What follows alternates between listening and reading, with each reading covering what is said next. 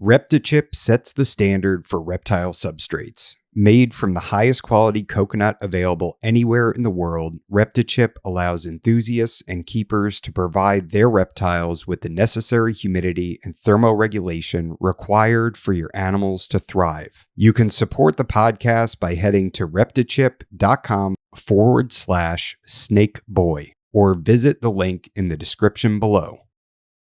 This episode is brought to you in part by Exoterra. If you're as passionate about reptiles and amphibians as I am, you know that quality matters. I use Exoterra products on all my reptile and amphibian enclosures, which is why I'm excited to be partnering with them. From naturalistic decor to innovative lighting and enclosures of all sizes, Exoterra has everything you need for your cold-blooded companions. Exoterra, make your reptiles feel at home.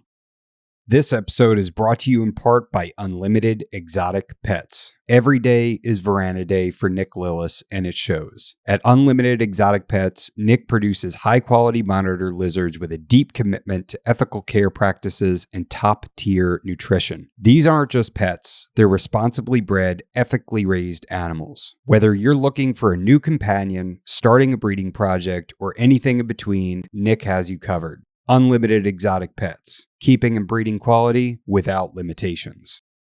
Love reptiles? Don't miss this. If you're passionate about reptiles, amphibians, and everything cold-blooded, Reptiles magazine is a must-have. Each issue is packed with expert care tips, stunning photography, and the latest news in the reptile world. Whether you're a seasoned herpetologist or just starting your reptile journey, this magazine has something for you. Subscribe today and stay informed on the best ways to care for your scaly friends. For only $14.99 a year, you can step outside your algorithm and get exposure to things that you wouldn't normally see or learn about. My family reads Reptiles magazine, and you should too. Visit subscribe.reptilesmagazine.com to get started. This is the Expert and the Idiot podcast. If you like the show and you'd like to support us, there's a link to our Patreon in the description below. Some benefits include getting access to new episodes up to a month in advance. There's also links to USARK and USARK Florida. If you're not already a member, please sign up. Enjoy the show.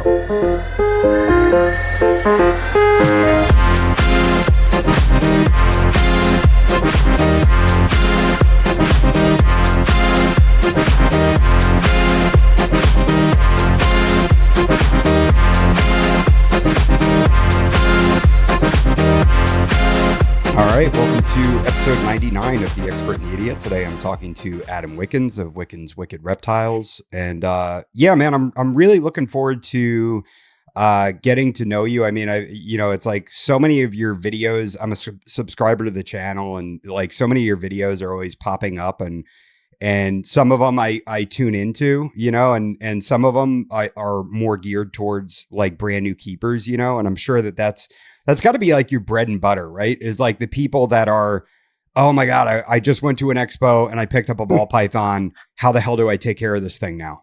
Yeah, I think that's the case. I do a lot of videos that are, especially when I first started, because I felt like I was pretty new, even though I've been keeping for, a decade at the time. I was keeping all the entry level stuff and I didn't really have much expertise in anything else. So I just try to make it, for people like me who maybe are just getting their first ball python or hognose snake or whatever. And then it's just kind of evolved since then.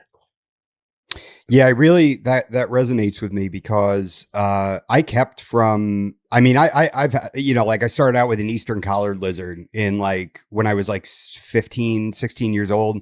And then I kept something, from then until probably 2019. I had a reptile in my house until I had my second child and I needed all the space available.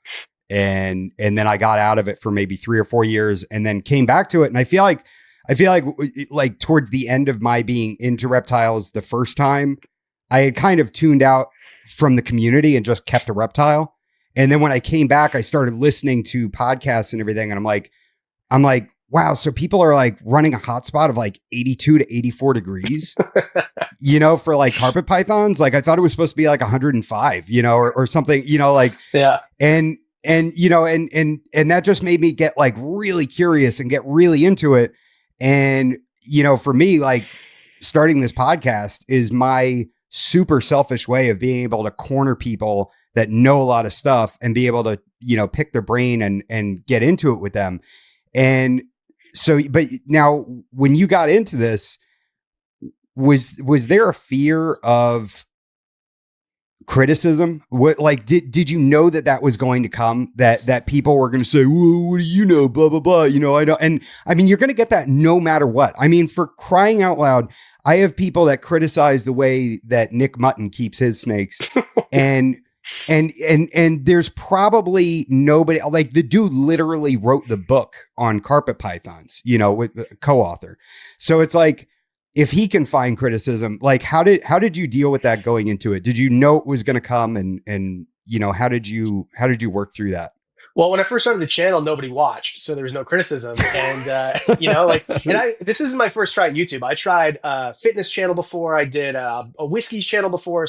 And those never really did anything. So I figured this was going to be the same, and I'm just going to try it, and then no one's going to be, But the reason I started this channel in the first place is because I'm a stand-up comedian, and a guy that I do shows for was like, you should start this show. I'm like, okay. So I did. So I was used to having hecklers in real time that I had to respond to in real time. So in comparison, this is a cakewalk. If I type my name into Reddit and I see 400 people in a thread, it's like, okay, I mean, I have all day to think of a response, and I just don't send them because who cares? It's Reddit. But I don't really care about criticism all that much. It doesn't really bother me anymore. I think if I started this channel when I was really young, before I had any experience, getting criticism, maybe it would have, but it doesn't bother me at all. What about when they're right?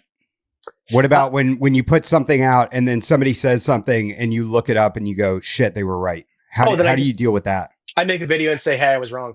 I have no problem at all. And those get more views anyway. That's what I said. So there was like this whole thing a couple of years ago, and they're like, well, you're wrong. I'm like, trust me, if I was wrong, I promise you I'd make a video about it and be my biggest video ever. I have nothing but things to gain.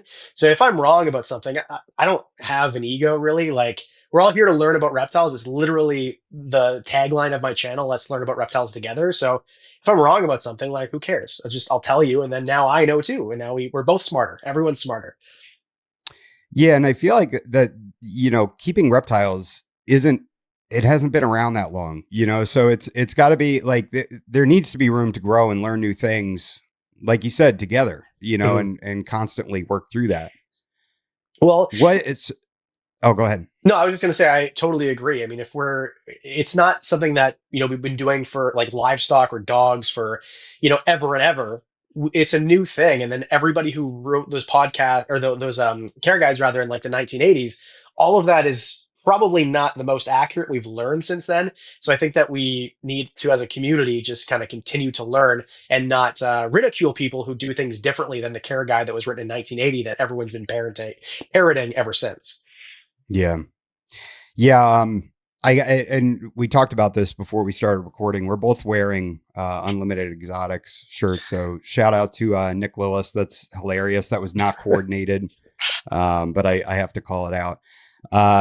So what about what got you into reptiles? Like, how did, and I want to get into the whole stand-up comic thing and everything. Cause I know that, like, if you're dealing with hecklers, like, you have to have a sharp knife to deal with them, so that could be a bad thing when it comes to you being like this public sort of family friendly, person, right, on the internet, that you can't just jump out and slash someone. Right. So and you kind of mentioned that, right, that you'll maybe write out a reply and then not send it. I do that all the time, especially because I took all my comedy off the internet. I've got sponsors who probably wouldn't like it, and it's not family friendly. So I present this family friendly, channel and persona, which is like my main personality. But then my comedy is not that, because I don't really think family friendly comedy is very funny, unless you're Brian Regan. But like, it's just not funny. Like, the guys I looked up to were like Carlin and Burr and Pryor, So Sure. It just doesn't work. But you do have to be kind of clever to do it well. And it's like everything else. When you first start making YouTube videos or podcasting or whatever, you probably suck. And then you get better as you go. And comedy's very much the same. Comedy's much harder to get good at than, talking on a camera. You can do this a million times and just retake it. But there's a Hmm. lot of times where there's things I wish I could say and I don't. And then there's been times where I've said something that maybe I shouldn't have. Like I probably shouldn't have called a bunch of TikTokers dorks when they attacked me for something. I that one probably didn't go over well. But otherwise, I've been pretty good about keeping it to myself. Yeah, that I mean, I work in utilities, right? So, the way I talk when I'm at work is radically different than the way that I talk on here. When it's a group of dudes and like there's no it's got to be like the most dangerous group of people on earth is just a group of dudes, that are out sweating and working hard, and it's it is hard because I want to be able to, when I got into this, I thought like, I want to be able to have like somebody to be able to listen to this in their car with their kids in the car, Mhm. and like that was my goal. You actually have kids watching your channel, like you have to have a lot of kids that are, like I said, first time pet keeper, and you're literally teaching them how to keep their animal. Like that like a big responsibility you feel? I don't really feel it like a responsibility like that. I mean, it was a deliberate decision for sure. When I first started the channel, my two big decisions that I did both right was, am I going to cuss in my channel and make it like my comedy? And I chose not to. And I think that we wouldn't be talking if I did that for sure. 100%. It wouldn't, my channel wouldn't have taken off. And then the other decision I had to make was, is this channel going to be just about hognose snakes, which is what it was supposed to be about? It was going to be called Hognose Hibernaculum. That was it. That's what I was going to do. Or do I want to broaden it and talk about all reptiles because I'm interested in all reptiles? So those decisions I made, the right decisions for sure. But in terms of being responsible for kids, I don't really feel like I am. I'm responsible for giving the best information for sure. Like I don't give misinformation or disinformation. But yeah, I just do my best. And I think that at the end of the day, it's a free show that people get to watch for free. And if the information is incorrect, then I'll change it. But yeah, I think we should all do our best, but we're not like beholden, I guess, to a higher standard. Just I'm an idiot in my basement, like this is the idiot and the expert and the idiot podcast, right? And I think this should be called the idiot and the idiot because I'm not an expert on anything except for making YouTube videos, maybe. Well, I don't know if MJ said it on my podcast or privately, but he's like that we're all idiots. It's true. We're all learning, and it's I think that if you think you're on top of your game and if you think you figured it out, you're about to get slapped down. That's because that's the way it's happened with me. But so anyway, getting back, I know I asked you this question, and then I totally derailed my own question. What got you into reptiles? When did that start? When did you start keeping, and what was it? So I started getting interested in reptiles when I was a little kid, but as the story goes with many people, like I wasn't allowed to have reptiles as a kid. So then I think I was about 18 and I was paying rent at home and I'm like, all right, well, if I'm paying to be here, I'm going to keep a reptile. And this girl that I worked with, she had two bearded dragons and the female laid eggs and she had nowhere to put the male and the male was bugging her. So she's like, here, you have a bearded dragon now. I'm like, okay. So I just kind of came home with a bearded dragon one day when I was 18. And I got the female because she wanted to get rid of the female. So then I had two bearded dragons. And then I had a leopard gecko, Cheech, who I still have to this day. So this was 2009, I think. And I still have Wow. Cheech. So I still have a very old leopard gecko. He's older than my 14-year-old geriatric dog who's blind. So, Jeez. he's an old man and he's fathered over 100 babies. But when I first started keeping, it was just those three. And then I didn't get anything else until 2016. Wow. Wow. That is an old leopard gecko. Yeah, and it's funny too, because like not really though, because leopard geckos could probably live 20 plus years. So I'm hoping to get, 5, 10 more years out of them. I think that'd be kind of cool. And just I think that's a testament to keeping reptiles correctly, they can last a long time. Yeah. So what about like what did you do before comedy, or did you make up your mind that that's what you wanted to do? Like how do you make that choice? And like what drew you into that lifestyle?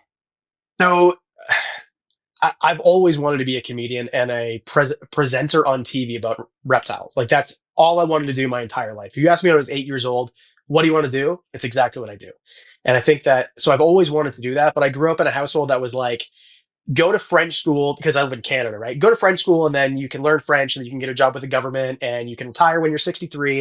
And then, like, that was kind of my life path, was you should do this. So I did a lot of sales jobs and I worked in advertising for a while, which kind of helped with this, right? Because you're basically just selling yourself. Sure. So it was something that I've always wanted to do, but the comedy thing is just, I didn't even start doing that until I was a bodybuilder, amateur bodybuilder before that. And then I tore my shoulder apart. And I'm like, I really like being on stage, but I would love to wear more clothes. That'd be awesome. So, I decided to go into comedy. So I started comedy in 2016. And then that did okay, but it's Canada, right? So you never saw me on the Tonight Show or anything.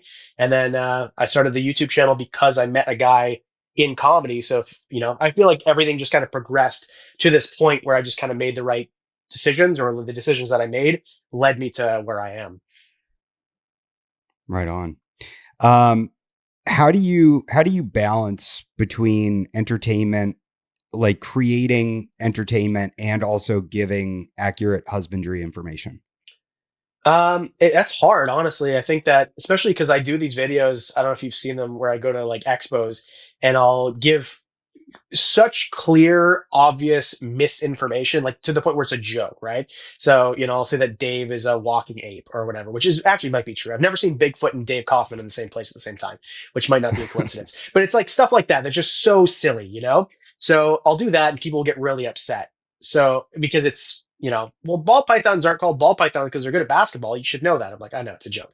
So it's hard to, because especially with this, I feel like there's some really great people with a really great sense of humor, but of all the things I've ever done and all the communities I've ever been a part of, the reptile community isn't really known for their sense of humor, I would say. So honestly, it's very literal and direct. And I would say it's very difficult. And I don't know if I've really mastered that yet. Mm. So you might say something that in your mind is clearly a joke, and then people are like, actually, that's not what we're here for. And like, okay, well, it says in my bio, I'm a comedian who does YouTube. So I don't know what else to tell you. Then go watch a different channel. I appreciate everyone who watches the channel. If you don't like some of the videos, that's cool. There's a lot of, channels that I watch. I don't watch all the videos because I don't like some of them. And I think that's the same with everything. So if you watch a channel and they do one spoof video, which I do like 3 or 4 times a year at an expo with my friends, then just don't watch those ones. I'll get back to the stuff you like. Yeah, I recently picked up some used cages on Facebook Marketplace, just little things for invertebrates, specifically for spiders, right? And so privately, I sent them in a group chat, and I'm like, hey, I'm scrubbing them down with Dawn. Next step, I'm gonna just spray the crap out of them with Proventamite, and then they'll be ready for the spiders. And so, like, for me, clearly that's a joke, right? But I wouldn't dare put that on social media because I know that it would be like, it's not, Yeah, I don't think that would go well for you at all. I think the spider community actually does have a pretty good sense of humor, like the invert people. But I know I'm painting everyone with a broad brush, but yes, I can see definitely why you maybe would not want to post that publicly. Do you keep any inverts, or just reptiles and amphibians? So I do. I keep one scorpion. I'll be honest, like, I don't care if people make fun of me. I'm kind of afraid of spiders. I don't really like them that much. And like, I like the fact that, they're good for the ecosystem and the whole thing, but not interested. My wife brought home a tarantula last week. Her brother's a knife maker and wanted her to shoot like a Halloween thing for his knives, like a Halloween reel. So she brought home this spider. Dude, I about jumped and hit the ceiling. Like, I just don't want it anywhere near me, which is hilarious because, like, I love the tarantula people, like Tarantula Cat, Richard, Mo. Like, I love those people. I'm going in St. Louis to Mo's new place, which I'm sure there's Johnny Venom at. But as long as they're in a container, I'm cool. Just like as soon as you take it out of the container, I need to be on the other side of the room. Yeah. No, I get that. I had crazy arachnophobia when I previously kept, and I ended up with 14 spiderlings. And wow. That got me over my fear pretty quickly. But the cool thing is they were like big enough to fit on my pinky nail. And then, they grew, and as they grew, I was just used to them, so it kind of got me past that. Maybe I should try that. I had a jumping spider before, a couple of them, and I liked those. Those were kind of cool, because they're tiny, and so I guess maybe if that jumping spider were to keep growing, I'd keep cool. Maybe I should just get a spiderling and see how it goes. And if it doesn't go well for me, my wife will take care of it. She likes those things. Yeah, dude. I mean, it doesn't hurt, because especially when you get them when they're teeny tiny, you can't possibly be afraid of them, and especially if you get one that's not medically significant. So that way, that it won't, it would be like a bee sting if you got bit or something. Yeah, with But kids in the house, I think that's probably pretty safe decision. Also, yeah. yeah, yeah. Well, now you're making me rethink my decisions. I have some medically significant tarantulas with kids. Hey, no judgment, but yeah, I feel like maybe that'd be a thing the wife might balk at for me if I, brought home something crazy. Yeah, yeah, you got to keep them up high or something. Mhm. So, what is it like? Having you recently had a child, right? Within the past couple years, and how has that changed your keeping and your ability to do YouTube and everything like that, or has it? Um, so I have two stepkids too. So it was kind of like I had no kids and then I have three kids, like all within a year and a half. It was Hmm. kind of a lot. But it's harder to work because I work from home. So it's definitely harder to get things done, especially during the summer when the kids aren't in school and they're in the pool and I just want to be out there with them. So I'll be honest, Yeah. it's definitely much harder than it was when I was by myself and, just do whatever I have to do all day. And then, so it definitely takes a lot longer to get the same amount of work done. But other than that, I mean, I think I include my family in my channel more, which has had mixed results and opinions, I think. But other than that, I mean, at the end of the day, like I'm a dad and a husband, and this is what I do to provide. So just, keep on rolling and no breaks, and that's it. I have noticed that you include your family more and more in social media posts and things like that. What are some of what's the feedback that you're getting from that? Is it negative or positive? It's mostly positive. I mean, there's always people who are haters, and I remember I said in a post once that like having a kid was one of the best things I've ever done. Like, if you're ever thinking about it, you should do it. And then I got a few comments about how like I'm being uninclusive to people who don't want kids, and like there's all that. But for the most part, it's they like seeing it, and people love seeing my wife. I brought my wife and my son to Tinley, and it was a hit. Like my son is much more popular than me. I'll tell you, like that kid, he's just over a year now. He's like a year and a month, and people love him a lot more than they love me, which is fair because he looks just like me but way cuter. Yeah, more hair. He has a little bit more hair, but less teeth, so we're kind of like evened out. Yeah, yeah. Well, that'll change. Yeah, I'm hoping so. I'm hoping that he gets the hair and gets to keep it, and then like the teeth are good, and then he gets to be higher, like taller than 5.5 feet tall. That'd be kind of cool too. Yeah. Is that really how tall you are? You're 5'6"? Yeah, I'm 5'6". Yeah, 5'9" on Tinder back in the day, but 5'6" according to my doctor. Yeah, my wife is 6 feet tall, so we do have a chance. Like all of her Are family is you very, very. serious? Yeah, my wife's 6 feet tall. Her brothers are like 6'2" and 6'4" or something. She's got uncles that are like almost 7 feet tall. So I didn't Wow. marry just for genetics, but it definitely helps. Hope knowing that my son might be of average height. You're like, I need to help my line. I need to find a tall Yeah. mate. Yeah, we're doing some line breeding here at Wickens Reptiles. This is definitely my favorite breeding project for sure. Oh man. So what are you I kind of mentioned how, I listened to some of the podcasts you were on back in 2020, and it seemed like in the more recent ones were kind of regarding the controversy surrounding, cohabbing animals and everything, all that nonsense. Mhm. Uh and but as far as how you're keeping now compared to back in 2020, like what's changed for you? I think so.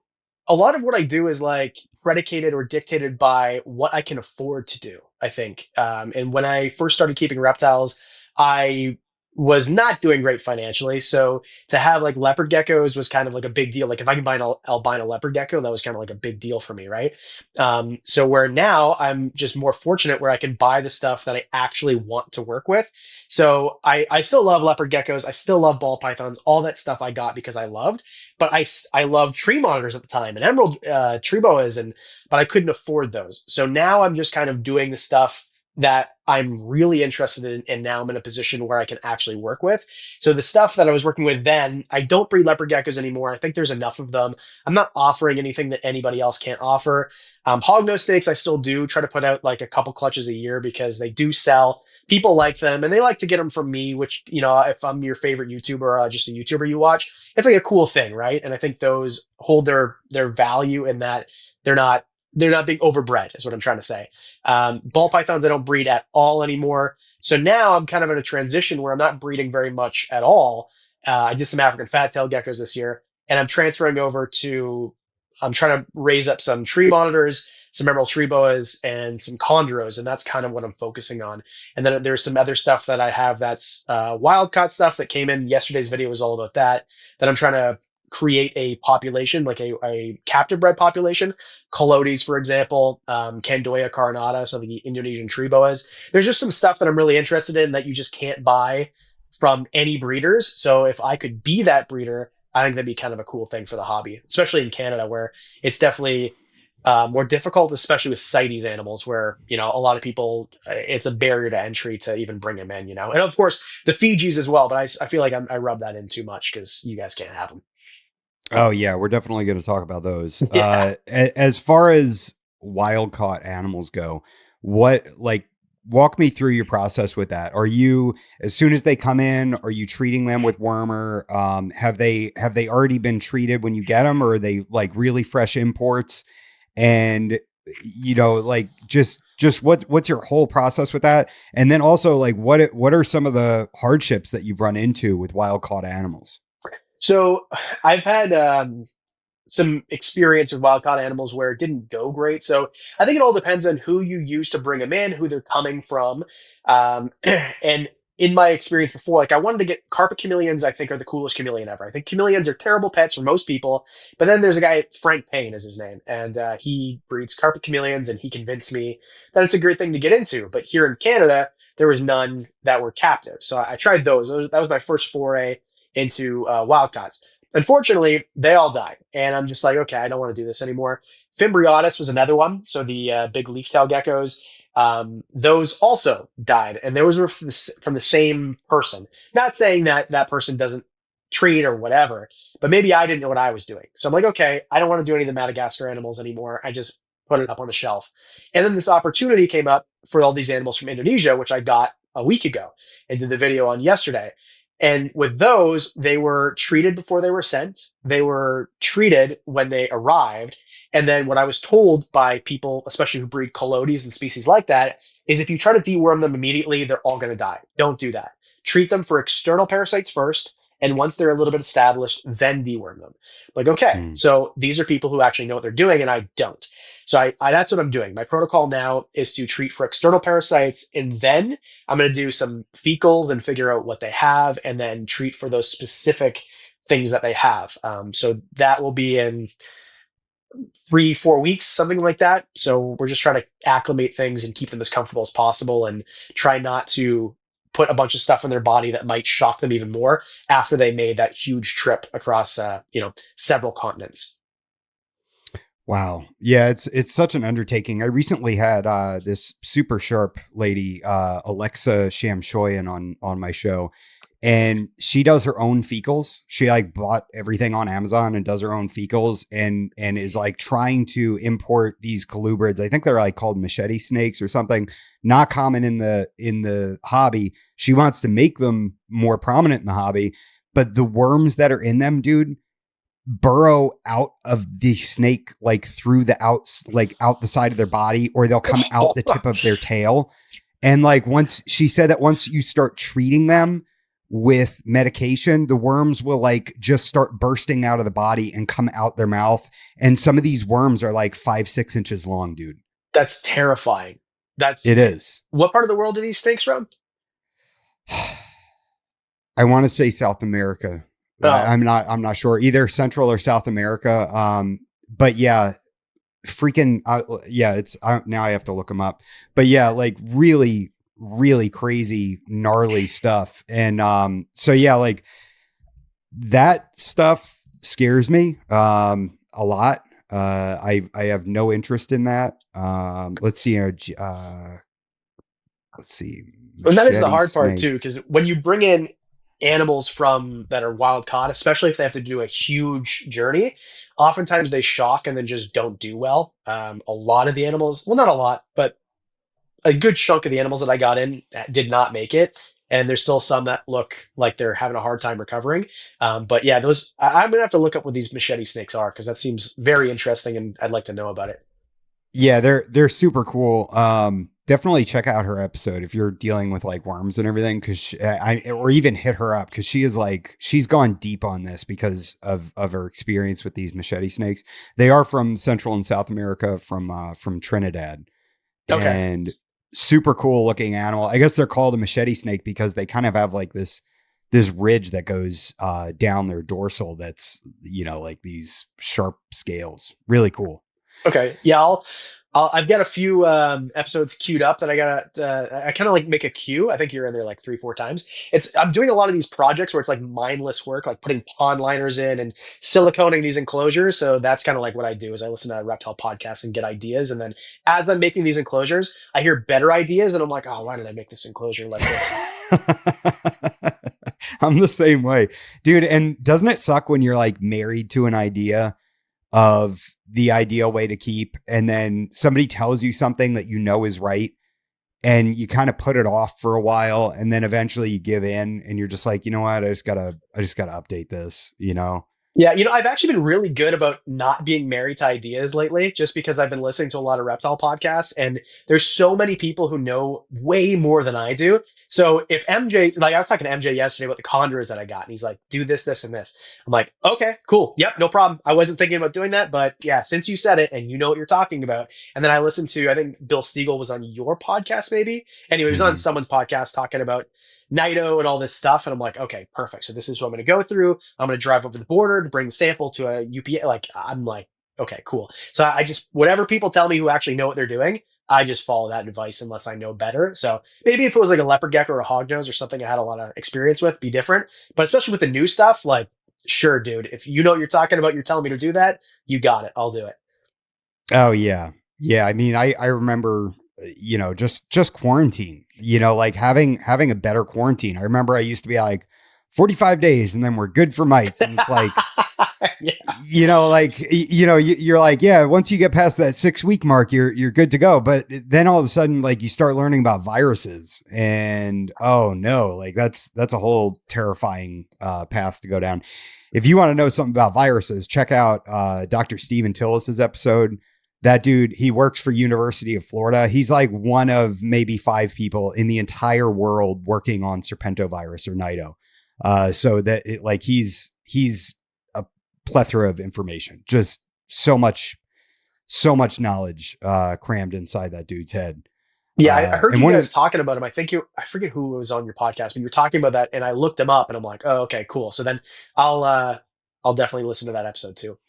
yeah, that's definitely a good one. He really knows his stuff for sure, and one of the few people in Florida that has Burmese pythons still.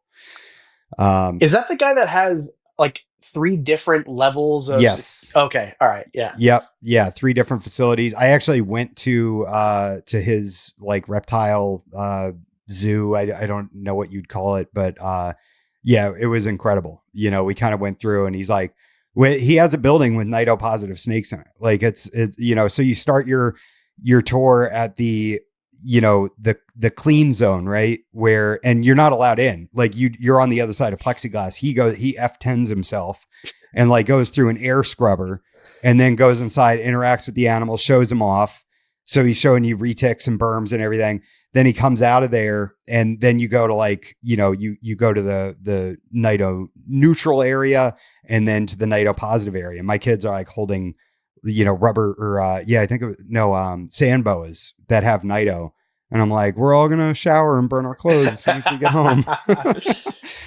Yeah, well, I think Nido is one of those things too, where I think if everybody tested their snakes for Nido, I think that it would more people than you think would find it in their collection. I talked to a vet once when this is a few years ago, and he's like, "Oh yeah, test your stuff for Nido for sure and keep things separately." But I promise you, if you've got 50 snakes, you've got several snakes that have Nido. I promise you. Like that's terrifying, but okay.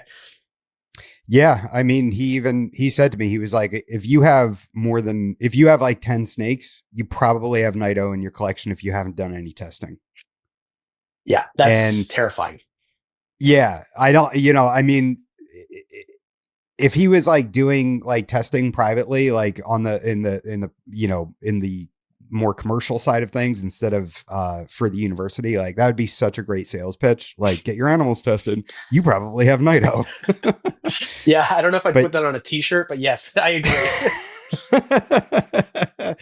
yeah, but I've had a lot of animals tested through him, and thankfully everything has been negative. But yeah, it's terrifying. Now my quarantine lasts like 3 to 6 months, and just to be super, super cautious. Yeah, I quarantine Um, things for at least 6 months usually, especially it depends on the animal too. And you observe and keep an eye. And I mean, we downplay mites, but really like the reason we use white paper towels to see mites, like that's kind of it, like mites going through your collection if you have a lot of stuff is a major headache. And the thing too with mites is they're sucking blood out of your snake. So if they go from one sick snake to a healthy snake, well, now all of a sudden your healthy snake is sick. So I think mites are kind of a huge deal. And also they're just straight up annoying and they look terrible if they're in your collection. yeah. They talk about a vector for disease. Oh my God. You're literally, like you just said, you're taking a blood sample and sending it over to another snake potentially, or going through mucus. And yeah, it's a bad deal. Yeah. Have you dealt with mites before? Oh yeah. Yeah. I did a video in 2019, which at the time, like had a really small channel, and that was like one of my bigger videos about how to get rid of mites. And at the time, it was funny because all these, oh man, mites are crazy, blah blah blah, and I had I don't know 10 snakes. So to me, I'm like, yeah, what's the big deal? It's mites, And then I showed how to get rid of them, and I did a follow up video, and they're all gone.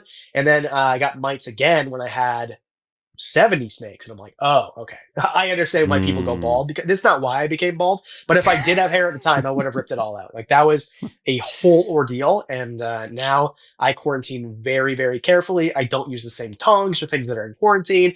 If a rat, because sometimes like a rat doesn't, or a snake won't eat a rat, and then you take the rat and you move it. I remember I did that once with a quarantine snake and then brought it to the downstairs, not thinking. And that's how I spread mites. And I'm like, okay. And I learned yeah, and this was a long time ago. This is actually before I had a channel, and yeah, so I've learned my lesson. Wow. Yeah, it's crazy. Like you really think like, oh, those people are crazy. They're just germaphobes and all that. And then once you deal with something or you have a scare, it changes your perspective for sure. Well, especially if you go What? to like one of those huge facilities. I remember I went to Billy Rowe's place, Mutation Creation in Canada, and he had I don't know how many snakes he has there, thousands of snakes, and I'm like, how would you possibly deal with mites if you got mites? We went through his whole collection. There's no mite. I'm just saying, in like a situation like that where you have say 10,000 snakes, if you got what mites, like one snake with mites, that just goes through your collection, and then now you have 10,000. I can't even imagine. So I'm sure there's tips and tricks out there that I don't know for people who have these big zoos and never have mites. I would love to figure that out because I never want to deal with mites ever again. Yeah, I want to get into how you treated 70 snakes, but have you heard of people using Nexgard yet? Have you heard about that? I have heard about Nexgard, but from what I understand, Nexgard can also kill certain types of snakes. Like I heard, um, I know for sure Prevenamite kills hognose snakes. I don't know if Nexgard does too, but I was Mm. told like be very careful with Nexgard. And now to be like, so I've had actually several people on that have used it. One guy in Australia, there is a paper on it. So this is just, I think the only people I know of that have used it with animals with mites are like pythons, but they take the next card and they measure it out based on like the size, like you get it for like a chihuahua or whatever, and then stuff it inside of a feeder, like stuff it down their mouth or cut their skin open and pack it under their skin and then feed them the feeder. And for me, like with all this bioactive stuff and like isopods and all this stuff, like I don't want to nuke my collection. Like I don't keep bioactive, but I do have isopods and springtails in my enclosures, just for fun, whatever. And the thought of getting mites, like I don't want to have to tear everything down and prevent a mite and kill all the other bugs, So like the idea of just taking Nexgard and sticking it into a feeder and giving it to the snake, like, man, that seems awesome. Yeah, I mean, and before, like I use ivermectin a lot is what I use. So and even when stuff comes in, I'll just spray with ivermectin just right away. I did it with all the stuff that I got in last week. But I used to have access to a vet tech who would inject, so she would measure out the ivermectin properly and then inject it into the snake. So when I had that infestation of 70 plus snakes, that's how we got rid of it, is we did injectable Really? ivermectin, which was a giant pain. But Yeah. it didn't kill any of the isopods, because that's the same thing, because I don't want to use like a topical or a spray that's going to kill my cleanup crews, because it's taken me years and years and years to build those up. And some of those enclosures, like my banded iguanas, if I move a rock, it seems like there's an infestation of, little creepy crawlers, but I want that. And then I just take a handful Yeah. of that when I make a new enclosure, toss it into, or yeah, when I make a new enclosure and toss it into the new enclosure. And then all of a sudden I have a population and I didn't have to breed anything in tubs or anything like that. That's awesome. So that's how you got rid of it with 70 snakes, was ivermectin? Ivermectin in basically everything. All the snakes that were too small, like hognose snakes, we didn't inject or anything. Those ones I just moved out, and then I use ivermectin like topically, basically. So all of this was on recommendation from an exotic vet, by the way. This is not something that I just thought of and thought it was a good idea. Yeah, because ivermectin has a fairly low toxicity level in snakes, right? So like you have to make sure that like it's nothing to play around with. Like the dosage has to be just right. Yeah, so that's why I don't do that anymore, because I don't have access to this vet tech anymore, and I don't know enough to measure it properly. And if I were to inject a snake and then all of a sudden it's dead the next day, like I would have a real problem with that. I like that would hurt a lot. So I just don't know what I'm doing, and I don't do that anymore. But luckily, I've not had mite issues since, so we're good. Nice, nice. Yeah, it's definitely the fear. Like you said, keep on weight paper or paper towels, and then it's easy to catch and treat. God Yeah, well, and forbid if you that's deal with it. it's just such a headache. So I feel like doing the quarantine for a little bit of time, and even if it's 6 weeks, it's like I don't know what they do, where they come from, but sometimes you quarantine for 6 weeks. Oh, they're mite free, and then all of a sudden mites pop up. So that's why I just do 6 months, and that's it. Yeah, it's better to be safe than sorry. Yeah, 100%. What is it like being a reptile keeper in Canada? It's pretty similar to the US. I mean, it's more inconvenient for sure, because shipping, we've got way fewer options. Of course, I think you live in Florida, right? So you don't Yeah. have to deal with the winter shipping. So we have, I mean, no matter where we get animals from, we don't really ship for half the year, which is kind of annoying. Even shipping things like isopods and stuff, can't really do. There's less variety and options for basically everything. Any cool animals we want to get from, like, if I listen to your podcast, I listen to like a Bill Stiegel or MJ or, the Monitor guys, right? Nick Lillis, and I want to get one of their animals. Well, it's not just ship it to my house. It's go through CITES paperwork, which costs a bunch of money and takes a bunch of time. And, Mhm. so I'd say it's inconvenient, but, it is what it is. We got, it's pretty here, and we got Tim Hortons. I don't know, like, it's all right. Do you guys really have like milk in bags? Yes, absolutely. If I knew you were going to ask that question, I would have brought it down and showed you, because my entire life I thought that was just totally normal. And then once I started talking to Americans, I'm like, you guys don't do that. And in fact, on the west coast of Canada, I remember my buddy lives in Edmonton, Alberta. So kind of like Dakota area, like that part of the country. And I'm like, where's the bagged milk? When I went to they're like, what are you talking about? I've never heard of that in my entire life. Oh, okay. The old bag of milk. Yeah, which is weird. When I really think about it, it is kind of weird, but it's less waste, I guess, which I don't think is like the point, because when I was a kid in the 90s, we still had those. And so we get 4 liters, so like a gallon basically of milk in 3 bags. So it's not like 1 liter each. It's like 1.33 liters per. It's so weird. It's so strange.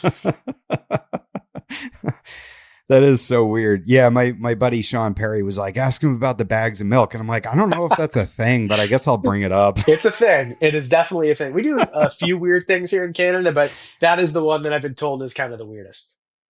What's another weird one?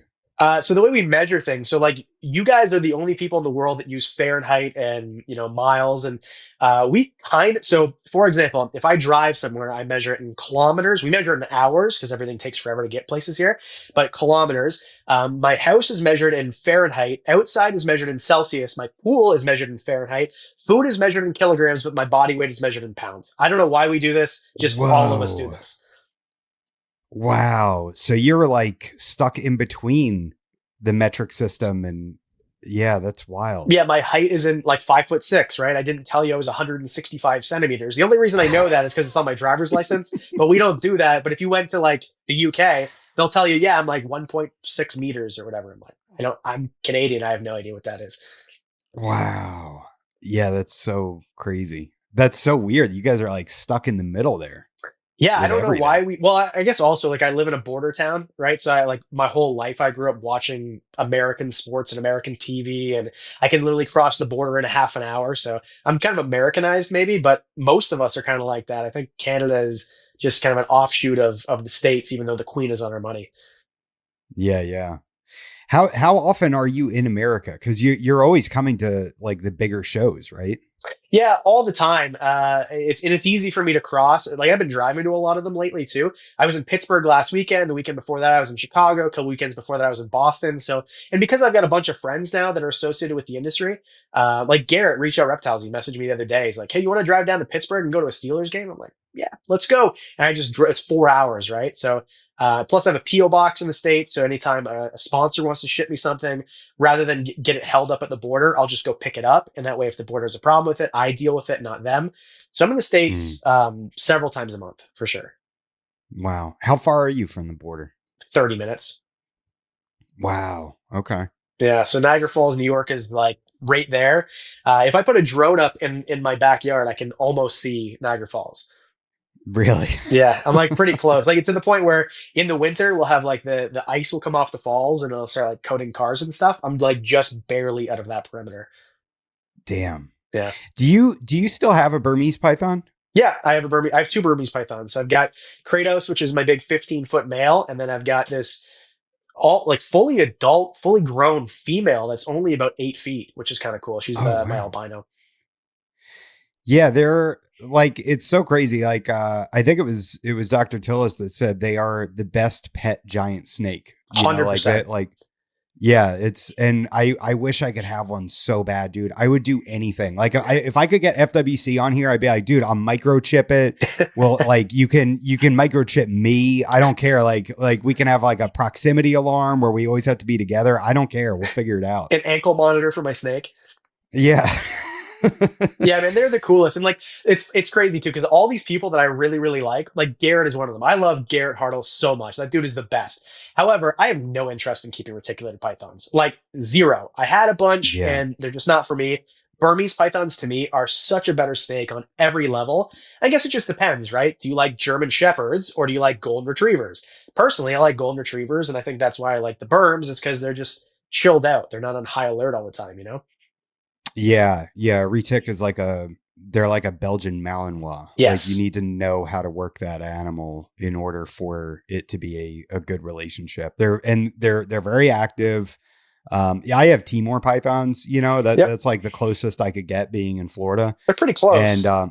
yeah, pretty close. Except they dump urates all over you every time you take them out of their cage, and Yeah. uh, but yeah, I love the idea of a berm. They just seem so chill, just like this big, chilled, laid back puppy dog. Yeah, and they are. And the cool thing too is I feel confident with them where I've seen reticulated pythons be pulled out, it's no longer food time, and then boom, now all of a sudden they think it's food time again for no reason. So to me, Mm, that is like makes me nervous. Where if I pull out my 15-foot Burmese python, the annoying thing is he's gonna wrap around the tripod and the light. Like that's the annoying part about birds. I'm not worried about it. That's an animal that I would have the sharp end, but I could easily put around a child and be totally free of any thought of liability. Where with a reticulated python, I probably would never bring a retic out around a kid, and that's just also because I am not as experienced as those people who really take retics seriously. I think berms are just much easier. There's way less barrier to entry in terms of your experience level. mm, yeah. What have you reproduced those? Yeah, so I had another female who's actually at a private zoo in Winnipeg now.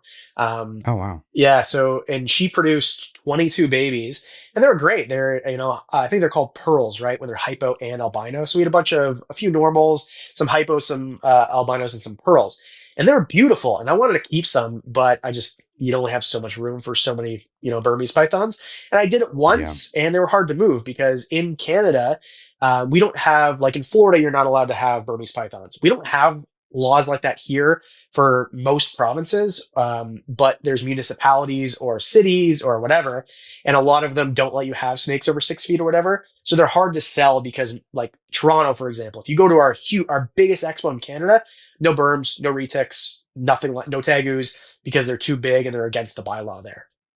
Mm, that's weird. I mean, it's not like anything could survive up there. What are they worried people are going to get killed by their berms? Yes. So it's that's what, but dude, also, I mean, I had animal control here recently because someone who, I don't know who it was, called and said that I had a bunch of, reptiles. So they came out and they're like, oh yeah, your education, whatever, you're good. Plus where I live, it was fine. But their big concern was that I had ducks. So I have ducks in my yard. And they're like, oh, well, if your duck run is attached to your house, it's okay. But if it's an inch away from your house, it's not okay. So we just have laws here that just don't make any sense at all. Wow. Yeah. Yeah, my neighbor snitched on me for having rabbits. So, but luckily code enforcement was cool. They were like, we don't care. They're like, you don't have like 60 rabbits, so we're not worried about it. Well, that's a cool thing with animal control too. Like when they came, they were so cool about it. Like they're like the majority of the conversation was the guy was like, "Hey, I like your tattoos. Like do you have venomous snakes in your house? No, okay, we're good." Because their main concern was more about safety. Whereas, and they're like you said, nothing can live up here. There's a province called Saskatchewan here, and they for a long time weren't allowed to have ball pythons. Like there was just basically Mm, nothing. And I'm why would there be a law about not having ball pythons when in Saskatchewan right now it's freezing. Like it's freezing for, 7 months of the year and they can't hurt anybody. So where's the logic? I just feel like there's not a lot of logic and it's just a lot of groups lobbying because reptiles shouldn't be pets or whatever silliness it is. mm. Why do you think that is? Why do you think that there is such a weird movement against like reptile keepers being able to keep reptiles? I think it's the no fun police. I think that my honest opinion is I think that a lot of the time government their main objective isn't to keep you safe, it's to keep you under their thumb. Which I don't want to, I'm not going to get like crazy into politics or anything, but I do think that it's a lot of because I told you so rather than for your own good.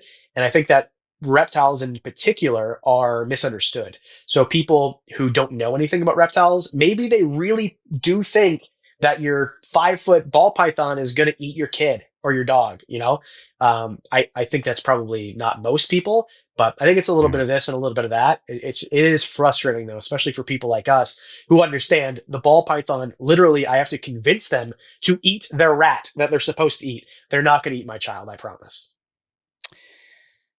Yeah, it's got to be just a lack of knowledge, right? Like I think like it's so crazy. Like you try to put yourself into their mindset, like because they hear the word python and they think, oh, it's going to get to be 20 feet, right? Like Yeah. I made a TikTok. It got over 2 million views of a spotted python trying to eat my hand, right? Just kept opening its mouth and trying to, and it was like, no, that's not going to work, and it was testing like my whole hand and it was hilarious. And everybody in the comments, they're like, it won't be funny when it's 15 feet long or, like stuff like that. And it's like that. I think that's the general population is they just see the word python and they think it's going to get huge. One of the guys I work with was like, yeah, a buddy of mine had a 18-foot long python. I'm like, what kind was it? And he's like, I don't know. I think it was a ball python, so like, it's just any python is this giant snake in their minds. Yeah, well, especially because I think it's only retics who have ever eaten humans, right? I think it's like 7 accounts or something like that, and they're all wild, and it's all real tiny humans. So to think that any snakes don't prey on humans, I mean, it's just sometimes in the wild, it's just there and convenient. But in your house, I mean, the chances of any python eating you is next to zero.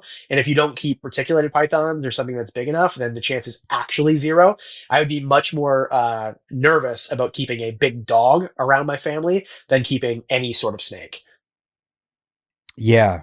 Right. Isn't that wild too? Like people will they'll have like, like a bully breed of a dog as a pet. And they're like, keep the snake away from me, Yeah, and like I don't want to like demonize dogs or anything. Like I'm sure that there's lots of really great pit bulls out there. However, I mean, if you look at the statistics, I would much rather keep a snake around my kid than a pit bull because unfortunately, Sure. big dogs are much more deadly than snakes are. But I think that's the thing too, is we don't really look at things objectively. We look at things kind of use our heart more than our heads. If you look at the invasive species that are actually wreaking havoc, Burmese python's okay, a little bit, sure. But what about cats? How come we don't do anything about the cat issue? I mean, we do in Australia, which is very jarring to people from North America who look at a hunting magazine in Australia and it's a dude holding up a cat with an arrow in it because they're actually trying to take care of the problem rather than this, oh, just catch them and neuter them and release them. Like that doesn't work. I'm sorry. That's just never going to work. And you're always going to have an issue with cats, but here we just don't have the balls to actually do what we need to do, which gets me in trouble too. Maybe I shouldn't have said that because I do have a whole Reddit thread about how I hate cats. I don't. I just think that they probably shouldn't be out in the wild because they're decimating bird populations and snakes and everything else. And people, like you can't say that people aren't destroying the Everglades. Like the sugar industry is destroying the Everglades. The canals that we cut through that wetland to be able to put roads in and highways. And I get it. We have to live and we're humans and we this is what we do. We terraform. We're like what 84% of the world's biomass is human now. Yep. So like there's no way around that, and some of the guys that I've talked to, they were, they demonized the Burmese pythons. And it's like, well, humans have done a lot to shut down corridors. So the mammals are getting hit by cars and this and that, right? There's no way for them to pass these interstates. And then it's, well, what are you not on team human? And it's like, I am on team human. I'm a human. I've made humans. I've reproduced. I've added to this problem, right? Like I'm part of it, but I'm not, what I'm saying is that you can't just say 100% of the blame falls on these pythons they made zero choice to be there. They didn't buy a plane ticket in Burma and say, I hear Florida's great this time of year. Well, you make a great point, and I'm also team human, also a proven breeder here, and would love to make some more. But I agree, we are the most destructive thing to the planet. That means, and if you go to places like go to Costa Rica and look at all the palm plantations, okay? So it's not just here; it's everywhere. We're destroying. Go to India and go look at a river, okay? Would you step foot in that? You don't even know it's a river because there's so much trash on it. So we are way worse for the environment than absolutely anything. But there is no solution to get rid of humans, obviously. Right? I mean, but with cats, I think that there could be a possible solution like, hey, maybe we do something about this. But it's easy to demonize tegus and Burmese pythons and all these things because most people think that snakes are icky and they can be the problem. Where that same person who's like, yeah, get rid of berms because they're invasive and there's no raccoons anymore. Well, they are probably petting their cat as they're writing that. So it's impossible to get through to those people and explain to them what the actual issue is. Not saying that Burmese pythons are good, and I think that we do need to do something about it. But in terms of list of priority, they're not at the top. You want to hear something really crazy? Yes, I do. So raccoons, they reproduce like so much more when there's humans around. They live off of human refuse, garbage, all that, right? So when there's a human population in an area, the population of raccoons explodes like exponentially. Raccoons feed on eggs, right? They dig up turtle nests, crocodile eggs, things like that. Crocodiles don't make really good nests, and they don't take great care of their nests the way that alligators do. The crocodiles in the Everglades were almost pushed to extinction, both through being hunted by humans and also having their eggs preyed upon by raccoons. The raccoon population has been really knocked down by the Burmese pythons, and the crocodiles have made a massive comeback. So, like you can't just say it's all bad, and I'm not saying that it's good to have Burmese pythons in the Everglades. I'm definitely not saying that. But if the crocodiles made a comeback because of their presence, because they helped knock down something that is here because of us, then maybe there is like a positive thing. Maybe there's a small silver lining on that big rain cloud. Yeah, I agree. And like, I'm not an ecologist by any means, but I think it's probably pretty good to have those native species back in the population. So I'm not saying, like you said, it's not good that Burmese pythons are there, but that is interesting. And I didn't hear that. I did not know that. That is something really cool. And next time I make a video about invasive species, I'll definitely use that. And that's something I kind of want to just like research more into. I wonder how Yeah, often that definitely is. look into it because I may have made a lot of that up, but you know, Well, I have learned my lesson doing that too, taking something at face value and then just spouting it on the internet. So I'll look it up. But that sounds right. And I do know for sure that crocodiles have made an improvement in their population. I just didn't know why. And that makes a lot of sense. yeah. I think I ran that by Dr. Tillis because I know he's done a lot of field work down there in South Florida. And you know, but like the tegus, right? It's undeniable. They are a terrible thing to have out there. And I think that it's like 200,000 tegus are in Florida. It's some preposterous number. Yeah, I've that's a never lot of seen one. tegus. Yeah, but again, like I've never seen one. I even went to the Everglades looking for berms and we couldn't find any. You know, so it's like I don't know. I don't know what's real anymore either, you know, because social media, the news portray one thing and then you go out there and you're like, what the hell? I thought I was going to be tripping over Burmese pythons, you know? Well, I think that's the thing too, is a lot of people think that, and you're in Florida, right? So people who are even more far removed from it have a different idea. But if you look at the Everglades, I mean, to find Burmese pythons is literally a needle in a hay field. Okay. I mean, there's sure there might be hundreds of thousands or millions of them. We actually have no idea. But if you look at the size and the land, like what the Everglades are, good luck finding a snake, even if it's 15 feet long. I mean, it's just almost impossible. So people who find as many as they do, I think that's kind of impressive, actually.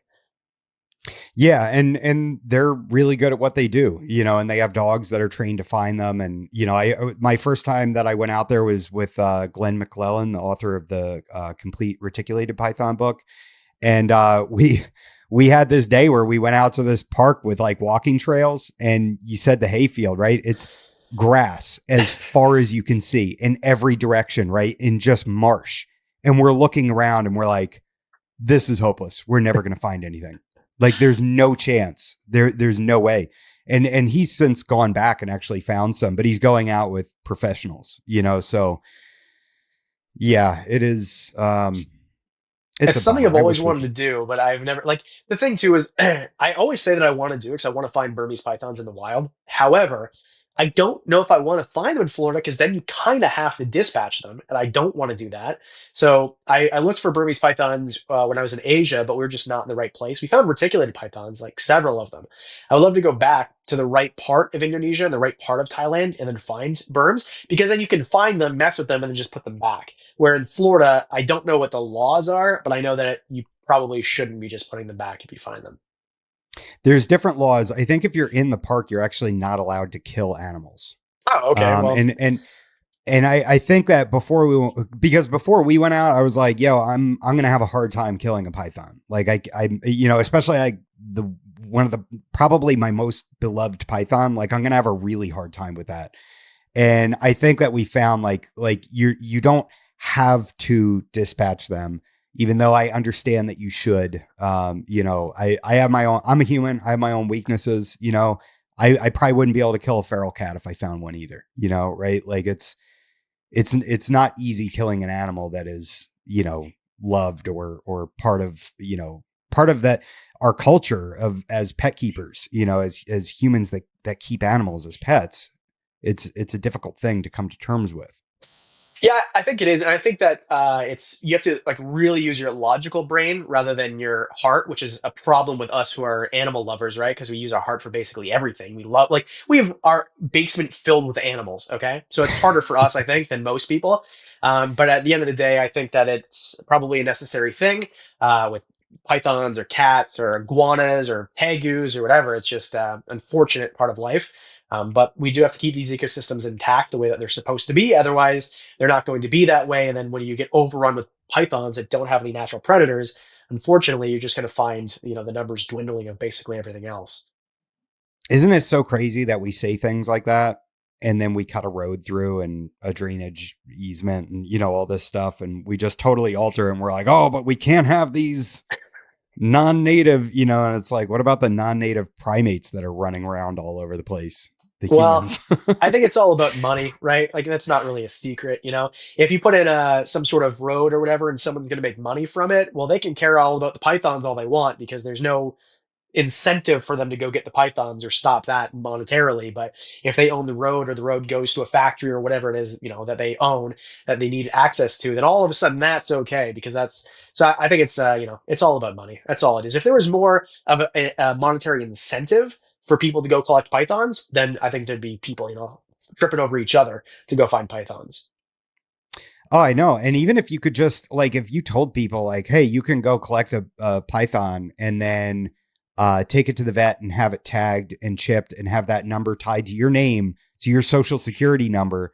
Like that would be, I think it would be a lot of fun for people. It'd be like going out and catching a Pokemon, but you're getting yourself a pet, but you would have to say like, hey, you're going to need, what do you keep your 15-foot Burman? Like what size enclosure does he require? So it's a 4 foot tall, 4 foot deep, and 8 foot wide enclosure, which Jeez. I think it takes up a ton of space. I mean, it takes up a lot of space to the point where I have another one that was for my tegu, but my tegu still isn't big enough to be in that enclosure, and I've split it in the middle. So I literally took that 8 foot enclosure, put a piece of plywood in the middle, put cork panels on both sides so it doesn't look ugly, and in one side we just put our emerald tree boa pair in there yet last night actually, which they had a heyday with because I cleaned the glass and now it's like you can't even see through it. It's so dirty. And then on the other side, I've got my Fiji banded or my Tonga banded iguanas. So like I have these giant enclosures, and like the berm looks tiny in this little enclosure. But even so, I think it'd be so cool to do a 6 foot deep by 12 foot long and have like a waterfall. There's a guy on YouTube. I can't think of his channel. I don't think he's like an active YouTuber, but he made a whole series about it. That to me is like I've watched that series a million times. I think it'd be so cool. I love naturalistic enclosures, if you couldn't tell. That's kind of like my new thing where I have way less animals. This room now, I used to have like 70 enclosures or something because it was all like the exoteras. Now I've got three, four, five, six, seven, eight, nine enclosures in here. That's it. And it's a huge room, Wow. 400 square foot room. Wow. That's so interesting. So I just before you're coming on, I had Rob Stone on, and he's somebody that has kept hundreds of animals in racks and everything, right? And now he's embraced this mentality of keep less better. Keep less animals better, keep them in larger enclosures, naturalistic, and enjoy observing their behaviors and things like that. How is that changed for you? Do you still keep the same amount of animals? Have they just migrated to other parts of your house and you're just sort of expanding and keeping in larger enclosures? So both. So I've definitely removed a lot of the animals from my personal collection, and then I've had friends take them or sold them or whatever. Like I said, I'm trying to focus on certain like a smaller number of species.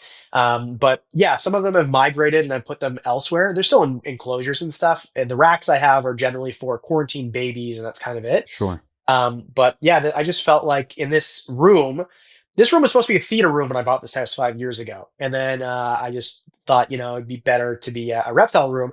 And then I looked around it one day and I'm like, this looks more like a pet store than a zoo. I want a zoo. I don't want a pet store. No one's coming in Yeah. here. This is, I don't have guided tours of my house. I make reptile videos and that's kind of it. So to me, I would rather walk in this room. I bought a couch for this room so I can actually sit and look at stuff and just have the most naturalistic enclosures. Because one of my favorite things to do is to go into a jungle and look for animals. So if I have a room full of mini jungles with animals that are always on display, that kind of seems like the best thing ever.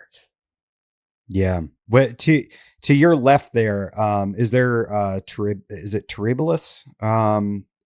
Dart frogs? What are the I'm weird. yes. Is this what you're talking about here? Yeah, yeah. Yeah, so I've got one emerald tree boa in there, the small one that I've got. I've got some Terribilis in there. I've got some tinks in there as well, and then I've got some red eye tree frogs. Yeah, I saw one of the Terribilis go by on a stick before, and I was Uh, like, "Oh, that's cool." oh yeah, the emerald is like, I don't know if you can see him, but she never perches there. That's kind of interesting. What size is that enclosure? It's 8 feet wide by 4 feet deep by 6 feet tall. So it's 1,500 gallons. Jeez. Yeah, it's huge. So it was a custom reptile habitats enclosure. The company's no longer in business, but Yeah. that's like, I love this enclosure. I love this enclosure. Before they went out of business, we were trying to get another one to put beside it. So here, this is supposed to be like South America, and I was going to have an Indonesian version where I had I still might do it, so I don't want to spoil it, but Indonesian species and the same sort of idea. Wow. Yeah, dude. Like, so you just have one Amazon in there? Emerald, yeah. So I've got one emerald. Emerald. Sorry. Yeah, because my other two emeralds, which are like beside it, they're too big. So even that one, that's a small emerald. I don't know if it's the locale because one's from Guyana, the other two are from Suriname, but I don't think there's much of a difference. But those ones are bigger and they would destroy those plants. Because originally in this enclosure, I had reticulated pythons, super dwarfs, and they destroyed the enclosure one night. I mean, it looked beautiful. I let it grow. I made a whole video about this too. And they destroyed it one night, Adam. I mean, just decimated. It looked like a wasteland. So then I'm like, okay, this is stupid. And then I let that grow in for a full year. And then I put the emerald in there in June. Wow. Yeah. That is nuts, dude. That's got to be like the most spoiled emerald in the history of pet keeping. Yeah, because that snake is probably like 4.5 or 5 feet long. Like it's not very long, and it's in an enclosure that's, it's almost as deep as the animal is long, and it's 8 feet and 6 feet tall. So that is definitely the most spoiled emerald. But I think it's really cool to have the frogs in there too, because if anyone out there watches who has an emerald, they don't move during the day. So if I sit the couch in front of that enclosure, that's I'm looking at a painting, but the frogs are constantly moving, and that's what I love about dart frogs is they're like these little skittles that dance. Yeah. And so now, are you ever worried about any sort of contagion going from the frogs to the snake, like a worm or some sort of nematode or something? No, so I've talked to vets about this, and I'm not saying it's not possible, but again, I'm an idiot, and I just speak to veterinarians, and whatever they tell me, that's kind of what I go by. So, from my research and from what veterinarians have told me, the risk of that is like really low.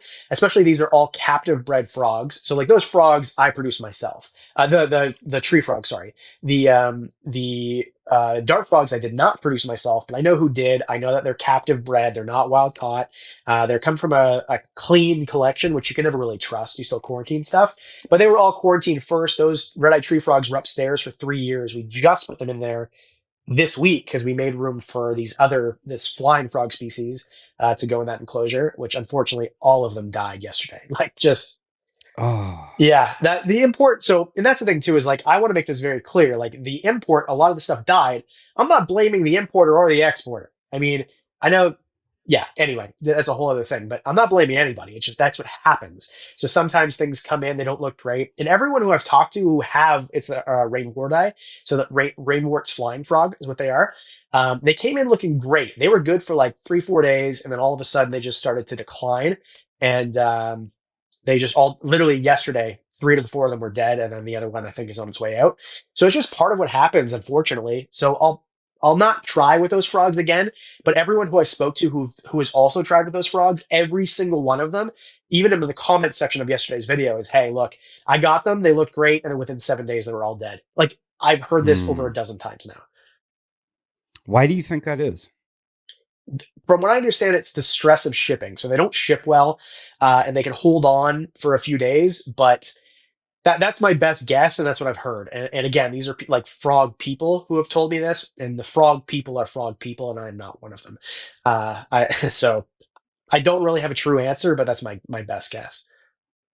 How do you deal like do you get comments of people that are like, why do you keep importing these animals that aren't going to make it? Like why are you funding that? Yes, I get those comments all the time. And I think certain animals, I think that they might be right. I think that there's certain animals that maybe we shouldn't bring in. But I think also every single one of these people who has a captive bred ball python, where do you think they came from? They didn't just all of a sudden appear in Kevin McCurley's rack in the 90s. Like they came from Africa. So we don't really, and there's certain animals that we don't really know a lot about. For example, coyotes. So I've got these coyotes versicolor, which are not as beautiful as the coyotes, which you might have seen on like Brad's Bioactive Builds and channels like that. But to me, they're really cool. I love mountain horn dragons. They're very similar in the way they look. And I knew going into it that they are hard to acclimate. So I did everything that I possibly could to make it easy on them. Not only did 8 of the 9 that came in survive, they're all eating. They look really good. They're all hydrating really well.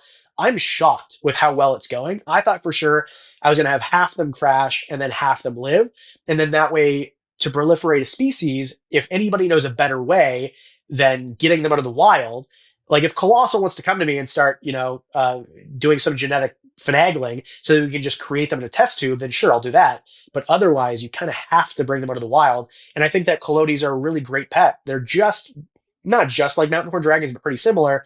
And I think mountain horn dragons are maybe one of the best pet lizards in the world. Just most people don't know about them. So anyway, it's a long-winded way to say, to a certain extent, yes, there are certain animals that probably are never going to do well in captivity, but we're not going to know unless we try. And also keep in mind, I'm not bringing in endangered animals, right? I'm not bringing in endangered animals into the wild. These are like those coyotes. Talk to any, look at the comment section of yesterday's video. People who are from Myanmar, India, wherever. It's like they are like squirrels in a park. You just can't escape them. They're everywhere. Oh, wow. Yeah, it's got to be. So what do you think it is that kind of attracts you to these rare animals? Like, do you think like, okay, they look cool, their care should be straightforward, and they're not very prominent in the hobby, and you just want to try to make them a prominent part of the hobby? Yeah, I think that. So I'm weird and I like weird stuff. I think it's part of it, and I think in general, all of us are like that because we all like reptiles, and reptiles are kind of like a fringe thing, and I just like the weirder stuff. And I think that and there's certain things that I just didn't get, and then now I get. So, for example, the mountain horn dragons. Daffy's Reptiles is a good buddy of mine, one of my best friends. And he runs the Facebook page for Wickens Reptiles. And I went to his house the first day that I met him, and he had these mountain horn dragons. And I'm like, okay, whatever. Like, I don't get the point. He opens up the enclosure, they jump on him and sit on his shoulder like a parrot. And I'm like, okay, got it, understood. I just think that all of his were wild caught because at the time there wasn't any in captivity. Since then, him and others have bred them, and now you can get captive bred ones. And I didn't know that, and I made a living at the time even talking to the internet about animals that are good pets, and I didn't know they existed.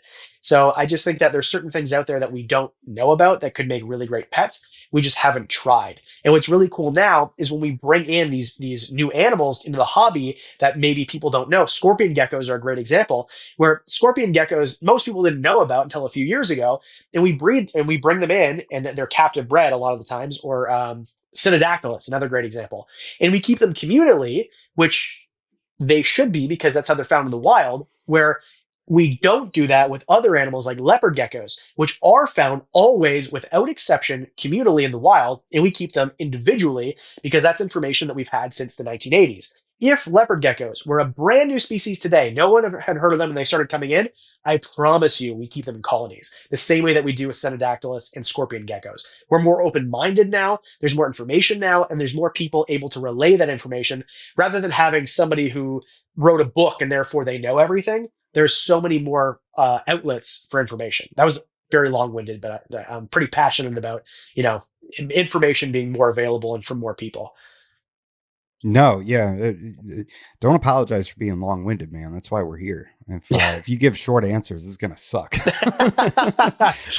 I've listened to a few of those podcasts. Those are hard to listen to. Yeah. I think Ron St. Pierre was doing that. I know I had him on, and he said that when he first got into, I think it was leopard geckos, he had like, dude, it was like, I can't remember. It was something insane. It was like 50 or 80 females and like one het male. And that one male is just like going around, and he had like the roofing tiles, the terracotta roofing tiles stacked up. So they all had their own like apartment, and this male's going around and just breeding all the females in the enclosure. Well, I think, don't quote me on this, but I'm pretty sure Tremper used to do that too. And Tremper had like one of the albino strains is named after the guy, right? So he was doing it a long time ago, and he'd have like these horse troughs, like the stock tanks, and he'd have, it was 100 to 1, so 100 females to 1 male. I think those were the numbers. Don't quote me on it, but that's just to say, like, it clearly worked. And obviously, there are instances where females won't get along. They're like humans, right? If you put the wrong two people in an elevator, there's a fist fight. It's just how it is. If you take a bunch of, and it's also dependent on the environment. You can stick. How many people are on a cruise ship? Everyone's drunk and happy and having a great time, and nobody's fighting each other. But if you put that many people in the equivalent size jail cell where you're there and you don't want to be there and everything is a terrible condition and people are pooping on the floor or whatever else, then it's going to be a lot more hostile and people are going to fight each other. So I think that when people say, well, I put leopard geckos together and I had to get one of them off the side of the glass with a hose. It's like, okay, was it a 40-gallon tank with no hides and no hotspot, or was it a 120-gallon enclosure with lots of hides, lots of hot spots, and all the food and water they could ever want? I think that's the thing that people just need to really think about. You have to have the right environment in order for cohab to work in the first place. Yeah. Yeah, it's so true. I mean, I keep diamond pythons outside, and I'm still figuring that out and designing the long-term enclosures. And but I cohab my females. They came from the same clutch from Brandon Wheeler, and it's kind of cool watching them, like, literally, like, totally just a ball, like on a stick. Like they could, there's plenty of sticks in there and they're outside, right? So the sun is hitting everything the same, but they choose to be together. They choose to be wrapped up with each other, usually with their heads right next to each other. It's adorable. Yeah, and I think that if you were to say that, especially as a new keeper and like one of those, a group, whatever, like a diamond python group, Morelia group, whatever, they would probably attack you for it. I think that it's just we've been keeping pythons like that for so long and had the same information. Whereas I think we're more open to new information about animals that are newer to the hobby. So I think, just to go back to your question, I think that it's a great opportunity to bring in new animals that could be great pets and then give the proper information rather than the gatekeepy information. And I really do strongly think that information about ball pythons and especially leopard geckos, they must be separate, is just gatekeepy. Like, where did you get the information? All these people who are like dead set, like they should be kept alone. Where did you get the information, and where that person get it, and where, like, follow the trail of where you got it? And I think you'll find very quickly it was someone who guessed. Just like how we get all these measurements for what the hot spot should be and everything else. I think that it was a lot of guessing, because most of those people who not wrote the book, but wrote the pamphlets that you got at PetSmart or wherever else, they've never been to India or Iraq or Afghanistan or where you find these animals. So Yeah. anyway, I think that we're in a brand new age of information, and I absolutely love it, especially for brand new species of the hobby. I think that we're going to keep those a lot better than even the ones that we keep more readily. And I think those animals that we keep more readily, a lot of the times they're really hardy animals, so you can keep them incorrectly for years and years and years, and everyone thinks that they're doing it right. But just because you're keeping a house snake in a coffee can doesn't mean that that's the best way to keep it. Not saying that, like, you should keep it in a apartment building or anything, but I think that there's certain animals out there that you can keep incorrectly for a long time and they do just fine. Yeah. How do you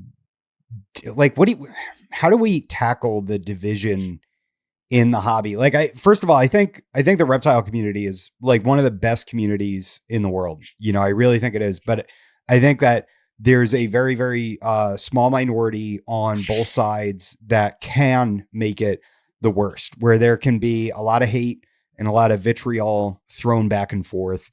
And how do you think we could better find common ground so that way we're not all married to our ideas and we have more of an open mind? Man, that's a great question. And I don't think that the reptile community is unique in this. I've had a lot of different hobbies, and, like the comedy community and the bodybuilding community. If you think the reptile community is harsh with each other, you should go try bodybuilding for a while. And that's way worse. It's so much worse. I think that every community has the really loud people who, and I think a lot of them too, they want to be seen, right? And sometimes, especially with people like you and I who have a platform, they want that platform. And I think that and a lot of these people know more than me, right? I know this for sure. There are so many people out there who knew more than I do about the things I talk about. And then instead of saying, hey, Adam, just so you know, you said this, but really this is the case, Because if you say that to me, I'll make a video. The reason that I keep one of my boa constrictors in a 3 foot tall enclosure rather than a 1 foot tall enclosure is because someone came to me and said, hey, just so you know, I think they'd like it better. And they were right. But if you jump down my throat and say, hey, Adam is on Reddit, whatever, Adam's an idiot and he did this and this is wrong and blah, blah, blah. It's like no one's learning like that. So I think that we just all need to take a step back and really think, are we here for our own vanity? Do I want to be right or do I want the animal to have the best life? And I think that if you come to the conclusion that you actually care about the animals, then you're probably going to be a lot nicer to people on the internet, even if you perceive them as doing something wrong. Yeah. And at the end, right, it has to be, I think that we should try to find the people that, or not even try to find them, but if people turn up that are giving really, truly improper care and they view the animals as a commodity only, not as a living animal, right? Like we don't have room for that person in the community. I agree. You know, that, but if you know that somebody like loves their animal, like you with your boa, right? And then somebody's like, oh, give it a taller enclosure and, you know, more vertical space, they'll utilize it. And then you try it and you're like, yeah, you're right. Look, you know, my boa is perched up all the time. That's pretty cool. You know, and now I get to observe that behavior. That's so much more constructive instead of like you said, jumping down their throat and treating them like they're trash. Especially, I feel like it's more evil when that person knows that you don't hate animals. You know, like, but they're treating you like you are, like you're abusing your animals. Yeah, well, and I think that's the thing too is personal attacks. I'm very tolerant to people who will tell me that I'm wrong about things, even if I'm not wrong about them. That's okay. But as soon as you start to go after like character assassination, that's when I have a problem with it because then it's like very clear you actually don't care about animals at all. You care about jumping on a bandwagon or starting a bandwagon to take someone whose ideas you don't agree with and say things that are not true about them in order to get them out of the hobby and then destroy their career, especially if it's someone who provides for their family what they're doing and then you want to take that away from them. You're not just hurting them, you're hurting their whole family plus the fan base that they have and everything else. So that I don't have much tolerance for. And there's a lot of people out there who have been very rude to me in the beginning or mean or just condescending because I was new or, you know, like, oh, you're a YouTuber and people think that YouTubers don't know anything, which sometimes is true, by the way. But it is true. Like there's a lot of things that I don't know. But people who will sit and if it's, you know, Adam said this and it was wrong and blah, blah, blah. Okay, cool. But all of a sudden, as soon as it turns into a personal attack of something that isn't true or isn't something about reptiles at all, then I don't really have time for you anymore. And there's people like that in the hobby that jumped on the leopard gecko thing or whatever else and said a bunch of very hateful things about me that were not true and not even attached to reptiles at all. And all of a sudden now they want to be buddies. No, I'm not interested. You know, I'm here for reptiles. And I think the whole drama thing is just a little silly. And I know I make a lot of videos that are controversial, but at the end of the day, I try to bring people in with a negative title because confirmation bias. Look at the views. People are going to click on negativity way more than positivity. That's just how humans are wired. And then I give you a positive message. So I bring you in with something that you think that you want to see, and then boom, I assault you with positivity. And I think that if you've got a problem with that, then the unsubscribe button is pretty easy to find. Yeah, that's so how do you deal with that? Like, because clickbait and thumbnails are everything, right? Like that essentially, like I absolutely despise it, but I think I'm starting to come to terms with the fact that like that's just like, if you don't do that, it's not going to work. You know, it's like saying I want to run a marathon without using my legs, you know, like it's mandatory, right? Yeah, well, the analogy that I always use is it cheating to get to England in a plane? Would you rather me use a canoe? Like, is it? There's no possible way, right? Like, I think that if you want to have any sort of message get out to an audience, you kind of have to draw people in.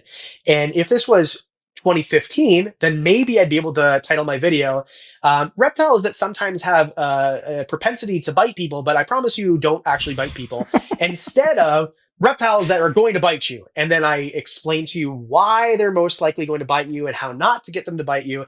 And I've been attacked for someone who was a guest on your podcast, and she went real hard on me. And I made a whole video about how, you know, this is how it works. This is how thumbnails are. And then people realized that she was wrong about it, and then I was a misogynist because I defended myself against a woman. Like that is how this community has become, and that's the annoying part to me. But I think that the important part and the way to get around it is you can't. I just feel like you have to use the clickbait, unfortunately. But I think also people use clickbait very liberally as a term. And I think it's important to define it. In my opinion, what clickbait is you use something in the title and thumbnail that's not actually in the video. And I never do that. I would never say, oh, look at my new $1 million snake and then show you my new house snake. I would never do that. I would use big flashy titles, but I always make sure that what's in the video or what's in the thumbnail is actually in the video. So I actually show you what you clicked for. So in terms of clickbait, yeah, I use big inflammatory titles and clickbait in the big flashy images, maybe put a scar on my face when I'm talking about snake bites, and obviously that's not real, but I am talking about snakes that bite, and I'm explaining why they bite that way and how to prevent them or how to prevent you from getting bit. So, and that's the argument I get a lot too is, well, the lawmakers are going to see this and they're going to outlaw. Like, no, they're not. They already know these animals exist. I promise you, these lawmakers aren't watching some idiot bald guy in his basement who's not even in the States, by the way. I'm not even in the same country as you people, and say, oh, well, because this guy put this thumbnail out there. Like, it's just such a stupid argument. So I think that to answer your question in a short way, there's no way to get around it. And if you want to be successful on YouTube, you have to use clickbait. Sorry. Unless you're Snake Discovery. That's an anomaly. They don't use clickbait at all. They're the most wholesome people on the freaking planet.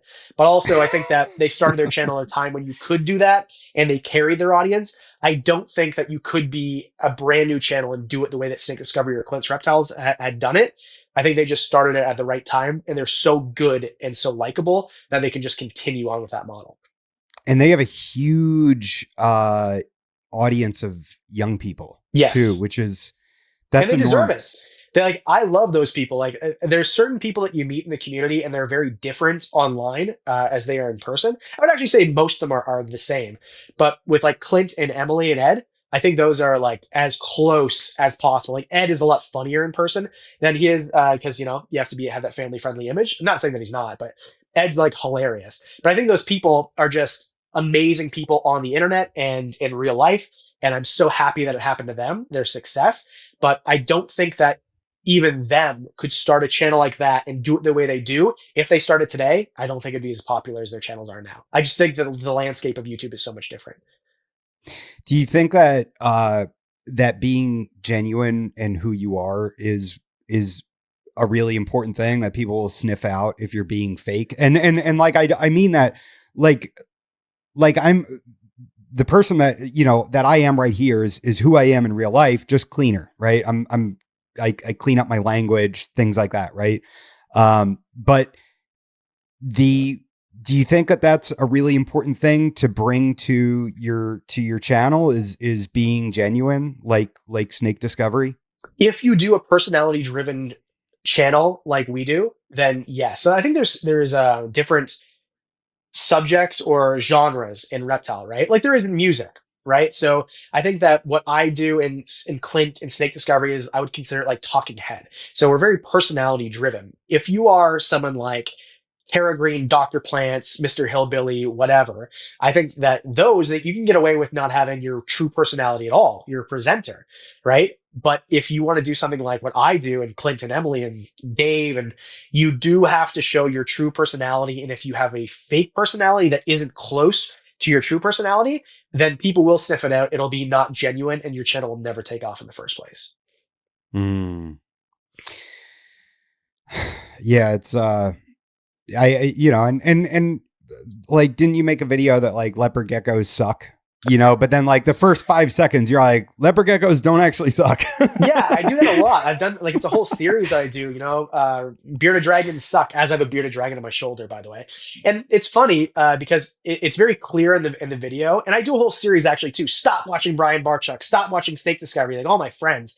And it's very clear it's satire, and not even really satire. It's just kind of like, I bait you in with negativity, and then I tell you why leopard geckos are amazing pets, or why Snake Discovery is a great channel to watch. And it's funny too, I had so many people who are Snake Discovery fans. So I did that video in March of this year, and it was 5 reasons to stop watching Snake Discovery. And I lost subscribers. I got so much hate. And the next day after that video came out, I was sitting at Dallas NARBC at the dinner on Friday night, and guess who sits right in front of me? Ed and Emily. Right in front of me at dinner, didn't know they were going to be there. And the first thing that, oh, I saw your video, I thought it was funny. So like they didn't care, but then all of like, and so what I did with the Clint video is I had Clint in the video. So that was very clear. It's, I don't actually hate these people. And like Barchuck too, going after a dead man. It's like, I have a tattoo of Brian's face on my leg. Okay. Like I promise you, I don't hate this guy. He is like the reason I started the channel. So I think that, when I love making videos like that, but you're always going to get those people who don't actually watch the video and they see the title and then they just like, thanks for the view, by the way, and the engagement in the comments section. But yeah, I think that's just the internet, man. I think that to be on the internet, you kind of have to have thick skin and realize that there are all sorts of different people out there who are going to consume your content or not consume it and comment on it anyway. Yeah, it's like and appreciating what somebody is doing for the hobby or the content that they're putting out doesn't mean that you have to sit down and watch every single episode, right? Just like I don't expect like I know that there's like I have like a group of friends that like always listen to the podcast, right? But not every episode's going to be for every single keeper out there, right? Like I'm going to have on a guy that breeds, ball pythons and has 800 ball pythons, right? And that episode is not going to be for somebody that likes keeping the way that you and I keep as much. Or maybe it will be because you're going to be able to find out a way to be more efficient because of how efficiently they move through their collection and give top level care, and like Bob Vu. I just have Bob Vu on. That guy gives really high level care with an enormous collection, right? And he's producing a ton of really high quality animals. And then also taking some of the proceeds and he's donating them to conservation. And right now he's helping people get food for their families because of the government shutdown here. So you can't tell me he's not a good person. Yeah, I don't. Right? Like he's providing food for families and donating to conservation. You can't tell me he's a bad person. Yeah, I don't know Bob well at all. I've spoken to him a few times, but he seems like a really good dude. But I think that, like, to your point, I don't think that everyone should watch every episode of everyone's, like, there's just no possible way to do that. Like, for example, your podcast, I reached out to you because I genuinely loved your podcast. I didn't ask to come on your show. I just wanted to say, hey, dude, I like what you're doing. Because I listen to MJ on your podcast. There's a bunch of them. But then if I see someone on your podcast who I don't know, I'll look them up. And if I don't have any interest in I don't listen to ball python podcasts because it's not my thing. But if you have a green tree python person on, or you have a monitor person on, I'll listen to you. MJ has, a monitor person on, I'll listen. And lately that's all I've been doing is like listening to monitor, content. Cause like I'm obsessed with tree monitors now. I'm actually on a monitor podcast tomorrow. So I think that just find what you're interested in. And if I do, like I did a corn snake care guide recently, those videos always start off 10 of 10, which if you're not a YouTube creator is the worst. You want 1 of 10. So it's always the worst, right? And then eventually they climb because you're making that for a specific audience over time. Whereas if I make a video called What Actually Happened at New England Reptile Distributors, that video is going to bang. And all this, it's going to be 1 of 10. Everyone's going to watch it because they think it's going to be controversial. And really, spoiler alert, he's just really busy and doesn't have time to make YouTube videos anymore because he doesn't have someone doing it. He just cares about the animals. So I think that there's different content for different people. And then like you don't make reptile content for every single reptile keeper. And I'm the same way. And so is everybody else, except for my dad, for some reason, watches every video that's ever been created about reptile. He's never had a reptile in his life, by the way. He'll message me. Did you see what Cusco did? Did you see Dave's new video? I'm like, no. How did you? Like, what do you do? What do you do all day? Like, do you just watch reptile podcasts at work? But anyway, I think most people don't have the time to do that. Yeah, your dad's awesome. My dad is my number one fan. Like, my dad is awesome. It is actually hilarious. Like, so I've got a buddy, Daffy's Reptiles, who would be great to have on or go on his podcast, whatever, be like a podcast Inception. But my Yeah. dad's like, hey, yeah, do you think I mean, he has like 5,000 subscribers, okay, not a huge channel. Do you think like when Fadi comes down, like you could bring me a hat? Like I really want, like he's like that. Like he wants to rep people's merch. He's the coolest. That's so cool. Good for your dad. And he doesn't even keep reptiles. No, and he didn't let me keep reptiles as a kid either. So like but yeah. Oh, He's like one of those guys, like he's like, if it's in your house and you want to do all the work, like all the power to you, you know? So yeah. yeah. What do you think of legislation? Do you think that, kind of like, because I mentioned before, like people that keep animals poorly, right? And how we have no room for those people in the hobby if they don't have love, if they view these living things as commodities only, and they're keeping them poorly. Do you think that we should have legislation, or that the hobby should be legislating itself and policing itself?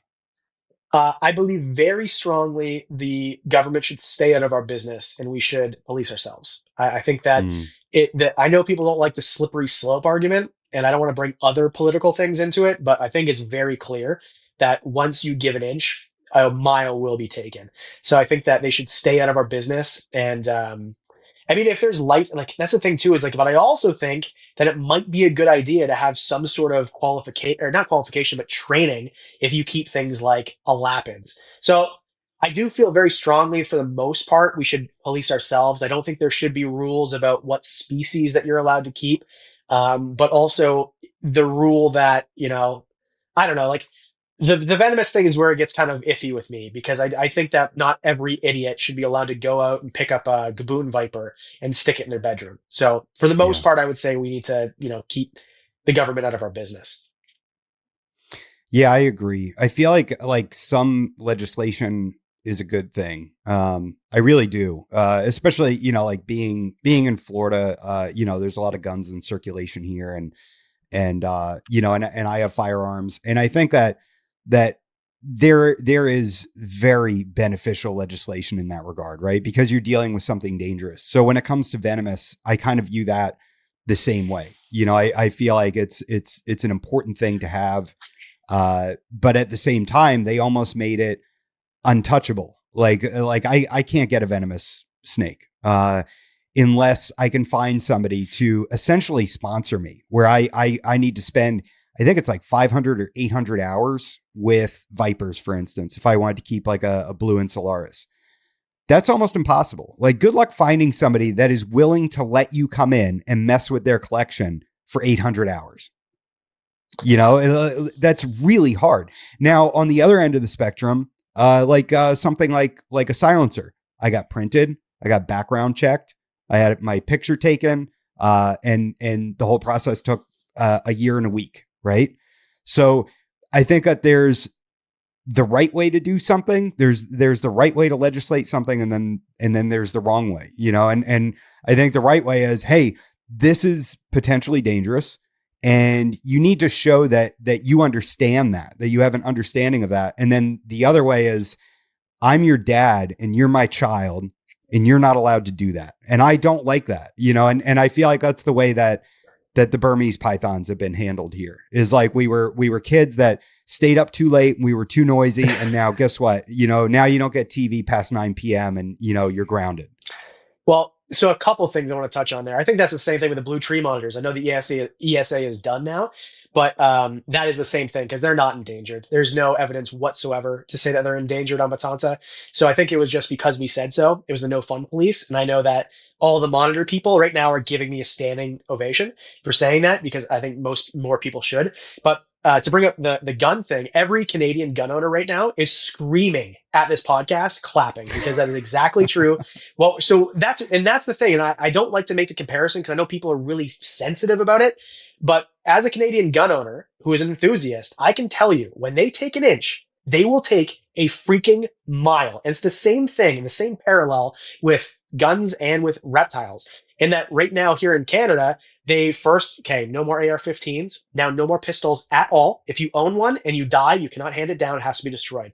Now they're taking away 22s, 22 caliber, because they're weapons of war, and they want to ship them to Ukraine. I'm not kidding. This is something that's happening right now, which means that I have guns in my safe that if there's an amnesty, but if I don't give them back to the government by October next year, I am now a felon, even though I bought them without even having a registry because they're a 22 caliber. Okay. So Hmm. my issue is that could happen with reptiles too. So now if there's a registry and I tell people that I have a Burmese python or a blue insularis or whatever, registration leads to confiscation. Like, it does. It just does. And I think that's a very slippery slope to then tell the government everything that you have, because guess what? As soon as they think that, oh, well, it's you shouldn't have that, they now know that you have it and they're coming to get it. And oftentimes there is no grandfather period in, and they just take the animals. And we've seen this in other countries where they take the animals and they all get incinerated. And that's why, to me, I do think it's a good idea to have some training with venomous snakes, especially, but then I don't want to say you have to get a license and register them, because then all of a sudden Big Brother's watching. So I know this might seem tinfoil hatty, but I trust me, I'm watching this happen. It's happening to me right now in a different hobby. So the thing is like I stand with a foot on each side on so many things, right? Like I try to approach everything with a nuanced perspective, and I have two boys and I drop them off at school, and it terrifies me and I didn't have this before kids. I never had this thought. But when there's, a school shooting or something, it makes me want to throw up. Like it makes me physically ill. I see the school as this place that's incredibly vulnerable in a very dangerous world. And I hate it when people just say, well, the world's a dangerous place, you got to get over it. Well, maybe you don't have kids, and it's really easy for you to say that, Yep. so it's like, I wish that I hate the slippery slope. I hate it because I know that it is a reality in many places, but at the same time, I want there to be legislation that makes sense, that makes society safer and makes our kids safer and gives us a safer society, because there's so many people. And it, like, you look at the size of America, right? With 340 million people, and let's say 1% of them have a mental illness where they're just totally disconnected from reality. And we're not doing anything to help these people. And it's an environment where, unless you have some previous, felony that you've committed or something, there is no way for us to know, and it's like, and the world is a dangerous place. And like I said, it's just the scale of the human race.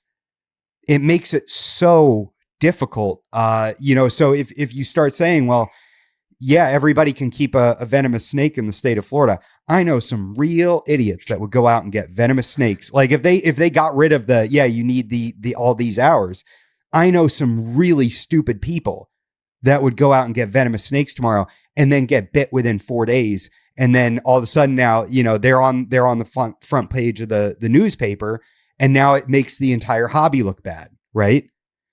So I agree 100%. And I think that's the thing too, is like, I know some guys in Florida who have stuff they're not supposed to have. The whole idea that if you what are their names, some, Adam?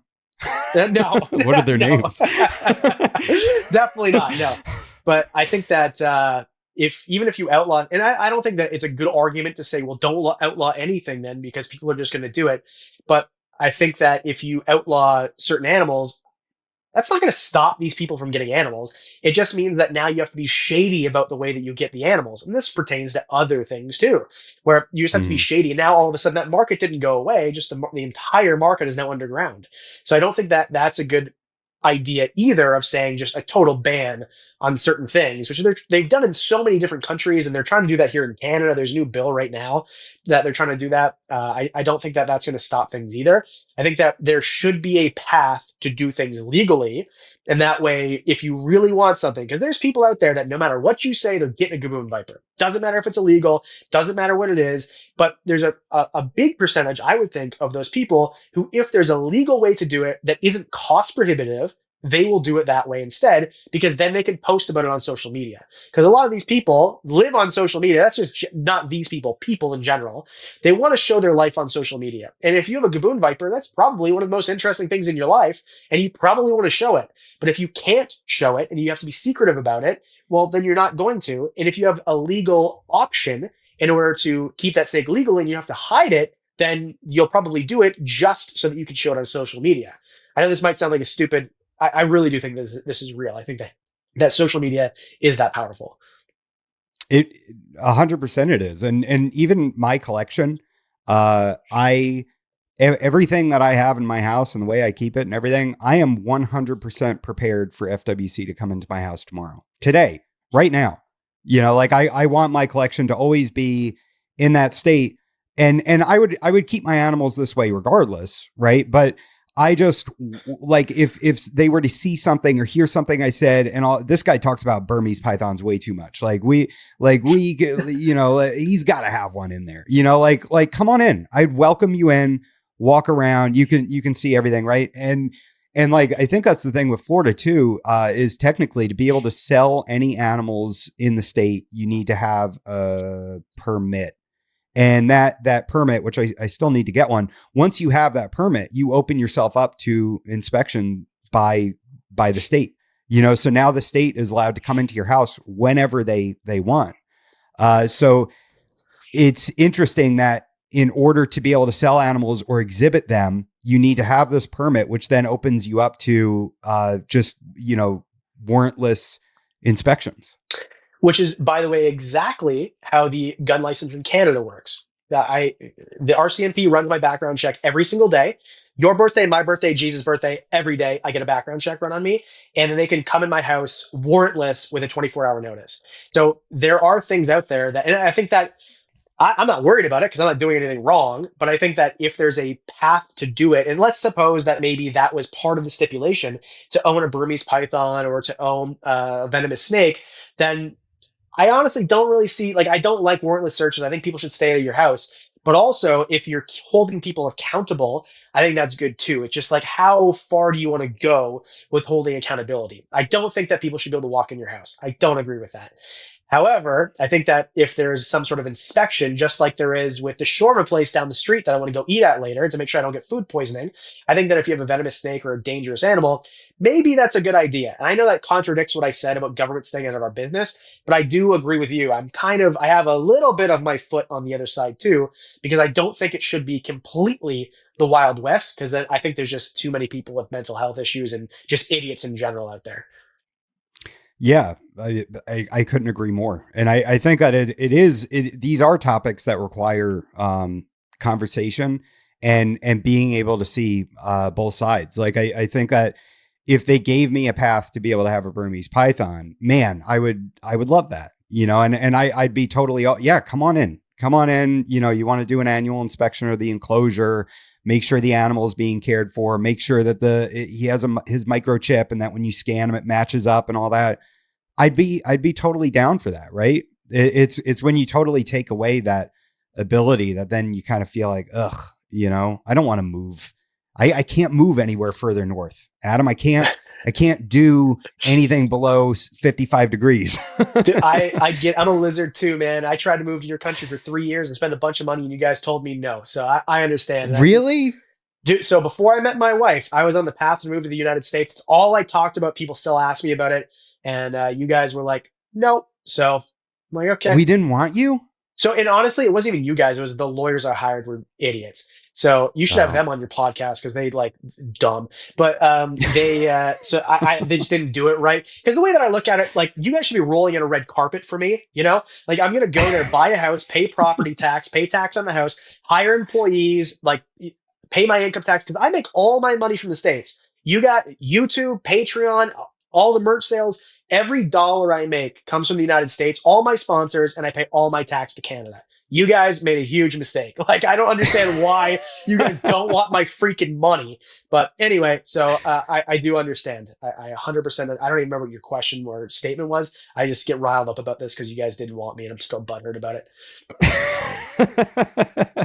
But it's Dude, good that because I met sucks. my wife and now I've got stepkids and I can't move because apparently kidnapping is wrong. So that's fine. So I'm stuck here for the next 15 years at least. But yeah, I do understand why you would want to live in a place. Last year, I wore shorts on Halloween, which is like a big thing for me. I'll remember it for the rest of my life. Today, it's 5 degrees Celsius. So what's that, like 30 something degrees and raining. So yeah, I'm pretty Oh, upset. yeah. Dude, this is actually our coldest Halloween in a long time. It was 58 degrees this morning. Oh, poor you. I Yeah. don't know how you deal with. No, I'm just joking. But yeah, when I was a kid, we used to like have snowsuits on. Like especially, I live in a warm part of Canada. Okay, I live in like southern Ontario. People who like grew up in Edmonton or parts of Quebec, it's been snowing for. A buddy of mine lives in the middle of nowhere in British Columbia, like way up there. It's been snowing since the end of August. So I can't even imagine. Uh, oh my God. Yeah, I can't fathom that. It's yeah, I love Florida, man. It's I used to and a lot of people, they shit on Florida, and there's a lot of reasons to do that. Trust me, I know I live here. But it's my home, and it's for the most part, it's a lot of good people. That's what's so crazy is it's mostly northerners here. It's so many transplants But there's a that lot of Canadians there. A lot of Canadians there. you don't have to tell me that. You can I smell the think that maple syrup on them, eh?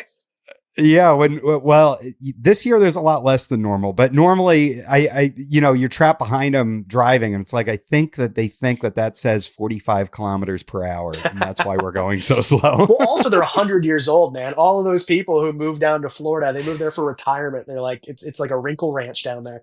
100 years old, Could everybody. you now, could just like in theory here, could you and your wife get like a work visa So to that's what I come was trying to and like, do. That's what I oh, was trying okay. to do because I was trying to get a work visa and then you can try to extend and then get your green card. So there's also a period of time there before I met my wife, and I'm like, why don't I just marry an American? That didn't work out. It's good. I made the right choice, but I Boy, all what the people. So truth I've is got a coming friend. out. Yeah, it's like I thought about it. Yeah, I know guys who have done that. Not that there's also a lot of guys who go to Asia and do the same thing and bring them over. But anyway, so there's an option where I can move to the States for 179 days a year. I can do that. That's fine. But I have to come back in order to because we have free healthcare. We have socialized healthcare here. So I lose that as soon as I'm out of the country for more than 180 days at a time. And then also your government doesn't want me there for that amount of time. So you'll gladly take all my money for 179 days as long as I come back for the rest of the year. I've got a buddy who's Mm. like a little bit older than me, and we call him Snowbirds. He's already a snowbird. He runs his business online. He's going to be gone to Florida next week, and he won't be back until March. Yeah, that's what we call them here, the snowbirds, because Yeah, like our we have like very manageable traffic, and then we have terrible traffic yeah, for the winter, and then it thins out. yeah. Well, I mean, I don't know if have you ever spent any time this far north in the winter? No, dude, like I've seen snow literally like one week out of my entire life. And you probably don't want to do it ever again, eh? Yeah, I had to go to Long Island for my grandfather's funeral, and it like this crazy, what do they call it, like a nor'easter or some big Yep. snowstorm came through, and it was like 17 degrees, and I remember I packed like Converse and a cotton jacket, and I'm just like, this is the worst thing in the world. Like, I didn't realize that my shoes would pack with snow and they would just become ice skates, you know? Yeah. Well, and like to be fair, I don't actually really mind the snow. The snow is kind of fun, unless like you're trying to get somewhere, right? I work from home, so for me, I walk 3 steps across the hall to go to work. If you have to drive a distance, it's different. But for me, I got young kids. The snow is fun. The problem is where I live, we don't have snow the most of the winter. Most of the winter is hovering just above freezing, and it's slushy, muddy, disgusting. The dogs come in and have to be washed every time. Like it's just a mess. It's just gross and it's uncomfortable to be outside because you live in a humid place. I live in a humid place. But when it's 0 degrees and humid, it feels like you're wearing a wet t-shirt in a snowstorm. And that is really uncomfortable. So my issue with the climate here is just that like we are fickle. We don't actually have snow. We have snow for like 3 days a year. We're to the point where like Mm, I don't even know if I'm going to dig out my snowblower this year because we it just gets shitty and cold and windy and rainy and gross. yeah. Yeah, it's and it is that humidity makes such a difference because my wife and I went to Colorado and I forgot we were in Bailey, Colorado, really high up, like 8,500 plus feet of elevation. Wow. And where I'm sitting right now is 13 feet. And so and that's not a joke. And so like we were there in Bailey and it was 62 degrees and there was snow on the ground somehow. And I remember like I got beer and I stuck the beer in the snow and I'm walking around in a t-shirt because it was so dry. And I'm like, this is magical. This is straight up magical, like super dry, but cold. Whereas here, like we do get down to like 40 degrees, but when it's 40 degrees and like 60, 70% humidity, oh man, that is nasty. Yeah, well, especially if it's windy too. Like if it's windy and humid, that's the absolute worst. I walked to school my entire life. I remember those days. It was rough. But yeah, I love like a dry climate, especially like heat too. Like I know that 120 degrees is 120 degrees and it's not fun, but I promise you here, like I used to work at a call center and there was guys from the Congo that came over because they speak French there and we had a French program. So we'd bring them in. I don't know why we didn't bring in people from Quebec, but anyway, so we brought in these people from literally from Africa. And in the summers here, they would say, we've never experienced heat like this ever. And they're from here because it's so humid. It only gets to like, some days they'll get to 100, but usually like 85, 90, but it'll be 90% humidity here. It feels like you're breathing in soup. Wow. Now, do you still keep reptiles outside? Yes, sir. I do. I keep, so I've got a green iguana, Doug the Thug. He stays outside. I have this enclosure. I don't remember the exact dimensions, but it's like 3,000 gallons or something. It's huge. And so he's outside, and then I've got my redfoot or my cherry head tortoises on the ground. So they share an enclosure for the summer. Wow. So how many months of the year are they outside? This year was actually the longest season. So usually about the end of May or so. So my birthday is May 15th. Usually I try for around my birthday to get them outside. And then I have to bring them in usually the third week of September, but they stayed out halfway through October this year. So I think it was October 14th. So we had the longest season ever, but usually it's the middle of May to the end of September. Hmm. So I kind of want to change gears here. There's something I really want to talk to you about. It's something that I've been thinking about more and more lately, is mental health in reptile keeping. And the more you get close with other keepers, you realize that we all kind of have some baggage, Yeah. like we all have some stuff. And I have my own things, and keeping reptiles is like a medication for those issues that I have. Like they're very calming, right? Like holding a snake, they're very calming. They don't make noise, right? Like there's a sensory thing to reptiles that is kind of soothing, and also I think the fact that, I have 25 snakes, I'm always busy. So it kind of occupies my mind, right? And you've been open about mental health, right? And sort of, talking about things like that. What do you think that people with mental health issues are drawn to reptiles as pets? Or do you think that just, everybody has something that has happened in their life or some trauma that they've worked through and they've overcome, and maybe like reptiles sort of represent the unloved, sort of, like these misunderstood animals, right? And like all of us could say, hey, I'm a misunderstood animal, in many ways, Yeah, I think so. Both of my communities, so the comedy community and the reptile community, kind of mirror each other. I think it's a bunch of broken toys. Definitely more so Mm. with comedians. Like all of those people are damaged, and I think that's the best medicine that I found before. Like I had reptiles at the time, but getting on stage and saying something that you thought of and making people laugh so hard they almost puke.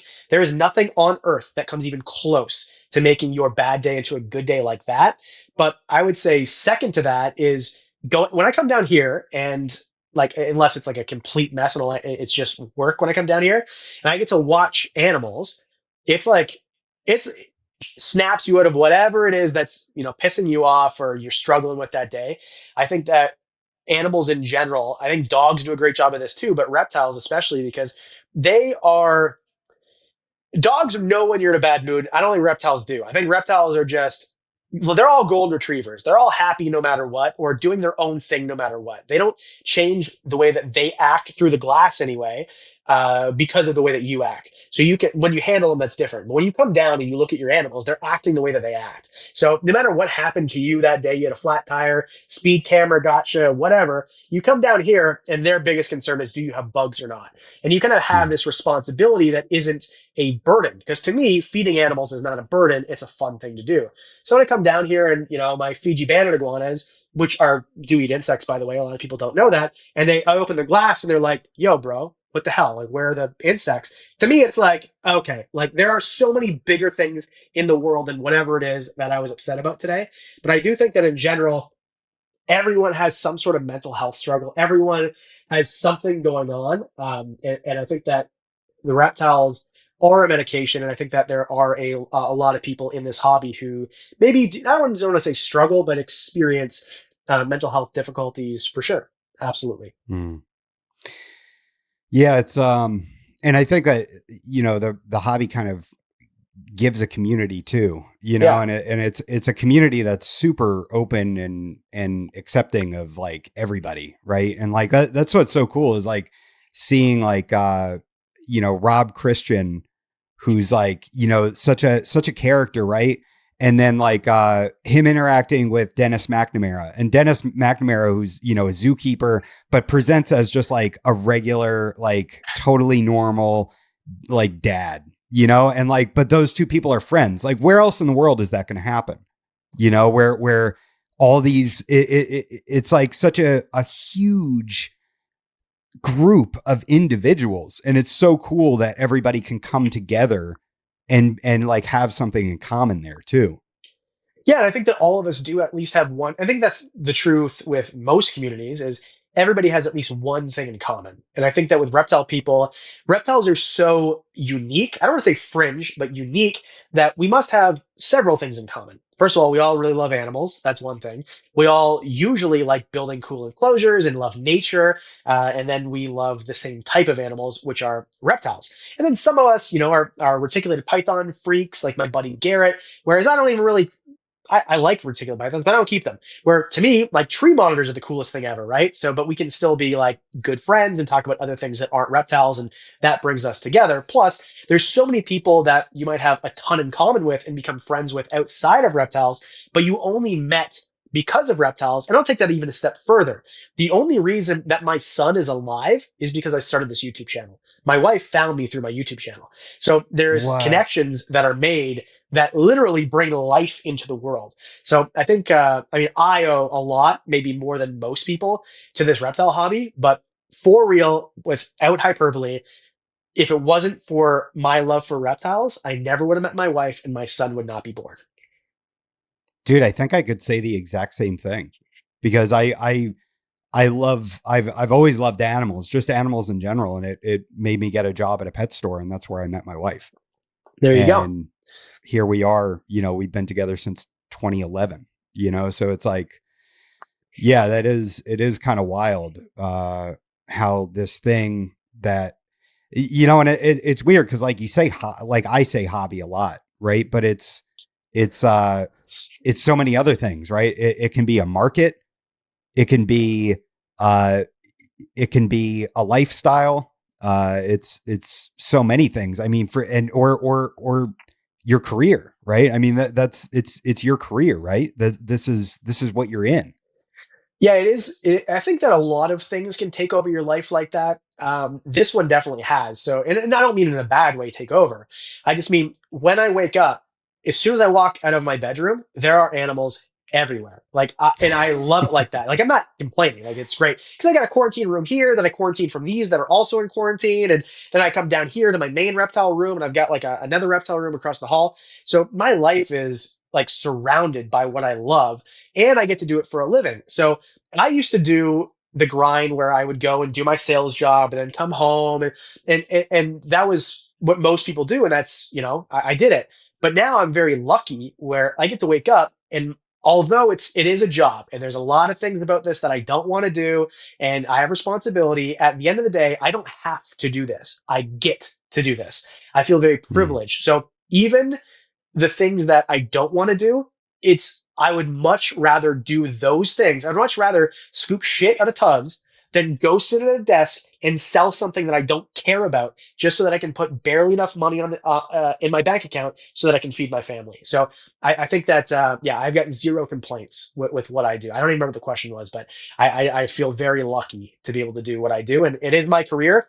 That started off as a hobby, but it is a lifestyle. And I've been there before. Like, if you want to be a bodybuilder, trust me, that is your life. That is all you think about. There is no days off. There's no skipping meals. It's what you do. This is way easier. So, I feel like because I was so dedicated to one thing that was so much harder, it's so much easier to dedicate to this. And it's something that the passion has never left me. Like, I am as passionate about making a new enclosure later, which is what I'm doing later, as I was 4 years ago when I first started making my own enclosures.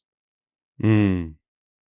Yeah, that's very inspiring. I mean, it's something that, dude, when I started this podcast, I never thought that a year and a half later I'd have Adam Wickens on, Well, and I'm happy to dude, be here, by the way. I think you've had bigger names than me, by the way. I think that you're selling yourself short. I think that you've had basically everybody on. And of all, I send this to you privately, but I'll say it publicly too. Of all the podcasts out there, there's all of them went away. And then you started after everybody left the podcast scene, and you started in a much harder time than when most people did. And your podcast has taken off. Everybody knows who you are now. And I don't think that that's a coincidence. I think that you're really good at what you do, and your podcast is just going to continue to grow. Dude, thank you. I'm going to clip that. No. Please do. Use it for sure. All the leopard gecko people will come after you, but everybody else will think it's cool. No, I really appreciate that. And I honestly, I get excited about every guest that I have on that is passionate, right? Because I feel like that passion is, it's infectious. And if, I recently started looking into like locality black milk snakes, which everybody makes fun of me for. I think it's the coolest thing in the world. I know. Well, and that's the thing is like, there's a lot of people out there that breed black milk snakes. Right. And then you're like, well, where do these come from? It's 2 black milk snakes and I bred them, and then when you find somebody that's like, okay, there's this many, localities, you can only get this one in the EU and these 2 are available here. And this one comes from here. And all of a sudden you're like, oh man, this guy is in deep on one specific thing. And that makes me so excited about it, and so like finding anybody that's passionate and not phoning it in and wakes up and is excited to go, look at their animals and start scooping poop and all that stuff like that's inspiring to me. That's awesome. Well, I think that, and so 2 things I want to touch on the locality thing and how crazy that can become, which is like cool. But also I will say too, the other part of it is I get to do like the animal thing, but also I love making videos. I love being creative. I love telling a story, which is why I'm starting a whole new channel about reptiles, but a different genre in the new year.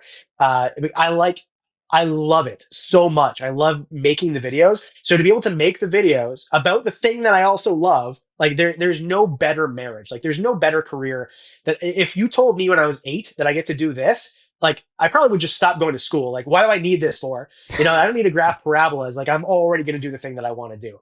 But going into the locality thing, isn't it interesting how the milk snake people will laugh at you? But if you dared to put a blue tree monitor and a green tree monitor together, you would be cast out of that entire community, or dart frogs. Those people are even crazier in a good way. I like the dart frog people too, but it's just so funny how some things, whatever, who cares? And other things, it's like, this is from this specific part of the island and you better not put it with this other thing that's from this other part of the island. You know what I mean? So I just think that's super interesting how some people care and some communities don't.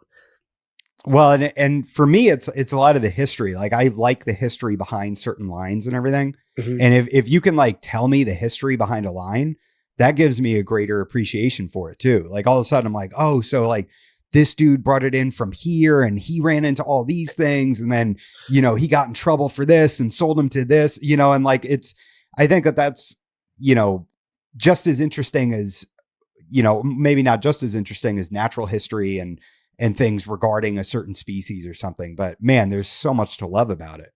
Well, and And I think that it's the geography of it too. So I love geography. I think it's super interesting. I want to make, so my grand dream, like at the end of all of this, eventually I want to be big enough where people will care enough to watch this movie. I want to make a movie about Wallace's line. Alfred Wallace I did not name my child Alfred after Alfred Wallace, but they have the same name. There's a line in Indonesia in between, so Bali basically to the east of Bali. And the theory was, Alfred Wallace, by the way, did a lot of work with Charles Darwin. So it just, as who this guy is, where the continental drift. So the reason that there are so many Australia-ish animals on the eastern side of Indonesia, so Papua and those islands, is because it was close and somewhat maybe connected, especially with lower sea levels, to parts of Australia. Whereas there are like the megafauna, so rhinos and leopards and things like that, and primates on this side of Indonesia. And there's a line in the middle, and that's kind of where they drifted together. And if you looked at a map now, you would never know that they used to be so far apart. So that's Wallace's line. Anyway, the point is, I would love to make a movie about this one day. I just feel like if I spent 20 grand to go do it today, that video would get 8,000 views and I would cry myself to sleep. yeah, but I think those 8,000 views, like isn't it funny that like you say that and like, God, if one of my episodes got 8,000 views, I'd be ecstatic, you know? I just mean, if I got my sponsors to fund it and give me $20,000 to go make this video, and then I had 8,000 views, I think that that would probably be not a good day. I feel like that would be not appreciated. That's true. Because then you're kind of beholden to these to your sponsors that have like funded this project. Exactly. So I am trying to put together a trip. I don't want to say too much about it because like there's also like I want someone to get to it first.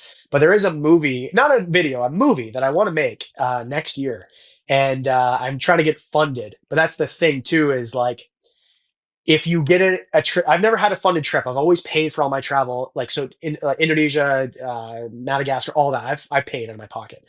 But to do this trip would be very expensive. I'd need to bring a crew with me to do it. So in order to do that, you'd have to drum up a lot more money than I'm used to. And then you're beholden to your sponsors. So you have to go find that animal now. So if you go there for 15 days, you don't find the animal, that means I'm calling home. Hey, baby, I'm staying here because I'm beholden and I have to stay. So I think that's a whole new experience for me. But that is my end goal. Is I would like to take my talents to South Beach, as LeBron would say. I'd like to take my talents to other platforms, or even if it's not a different platform, just a bigger projects than just 10-minute YouTube videos. Can that be overwhelming? Like having that thought, like having the ambition to accomplish a task like that, but also understanding the ramifications of failure. Yes. And although I preach not to have a fear of failure, and I think that to a certain extent I don't, as much as most people do, because I wouldn't have started this to begin with, I think that I still do have that rational fear of failure. And what if I can't pull it off? And what if I get all this money and I can't deliver? And what if I'm maybe not as good at filmmaking as I think I am? And what if maybe nobody watches it? So there's a lot of what ifs. But I think that if you live on what if Isle, what if this happens, then you'll just never do anything in life. And I'd rather try my best and take the L and learn from it, even if I have to pay sponsors back over time, than to not try it at all and think when I'm 80 years old, what if I did that thing that I'm like, this isn't like a kernel of an idea. This is something that I have to do. I have to do this.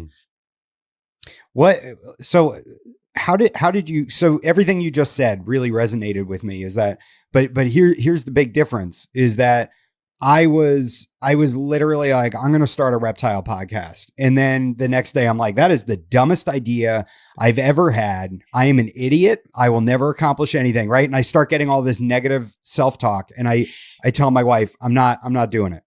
And she's like, you should do it. If it's, like you should do it. Right. So I keep pushing on. My brother-in-law, Chris, builds this computer for me. Right. So I can edit videos and everything.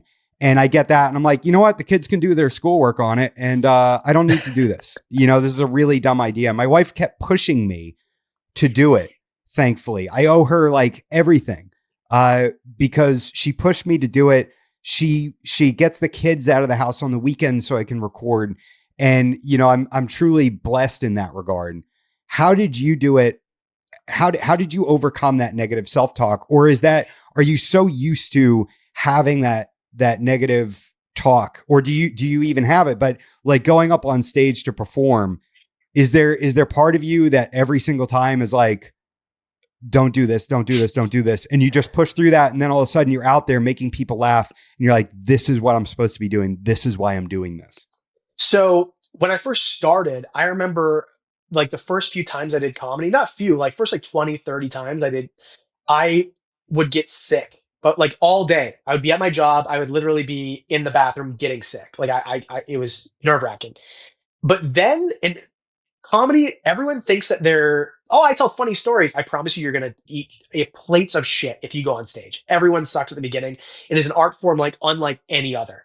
However, once you get good, you are in such a minority because you go to these open mics, and even Carlin did open mics until the end of his life. Okay. So even when you're professional, you still do open mics, and you go and you see all these people who are trying, but you see them getting better and better and better. And eventually one day you realize, actually, I'm pretty good at this. And then you get excited to go. You're always excited, but that I need to go poop my pants before stage goes away, except for big shows. Like I got to open for like some Saturday Night Live cast members and stuff.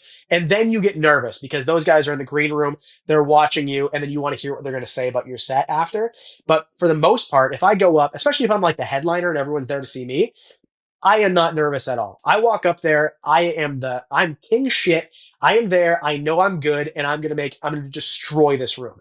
And sometimes it doesn't go great. And then you walk home and you're like, this is shitty. Or you drive home. What's worse is sometimes I'll record my set, and then on like the voice memo app or whatever, right? On my Apple Watch. And then I'll get in my car, automatically connect to Bluetooth, and it'll start playing. And if it's like a show that I bombed, that is like the most horrific experience. Okay. It's like reliving the thing that you just tried to run away from. But anyway, so I had self-doubt there, but I think that I got good enough at comedy before I started the YouTube channel that I had a little bit of confidence, to the point where the reason I started is because a guy who I did a lot of shows for told me that I should. He said, Adam, you have all these animals, you have a camera, and you have this personality, and you're funny. Why don't you just try it? The thing that made me nervous that maybe other people don't go through is I tried YouTube channels before. I tried a podcast before, and they all failed miserably. But they failed because I didn't try hard enough. So with this YouTube channel, I decided I'm going to give it 1 year. And if nothing happens, whatever. I didn't feel any pressure.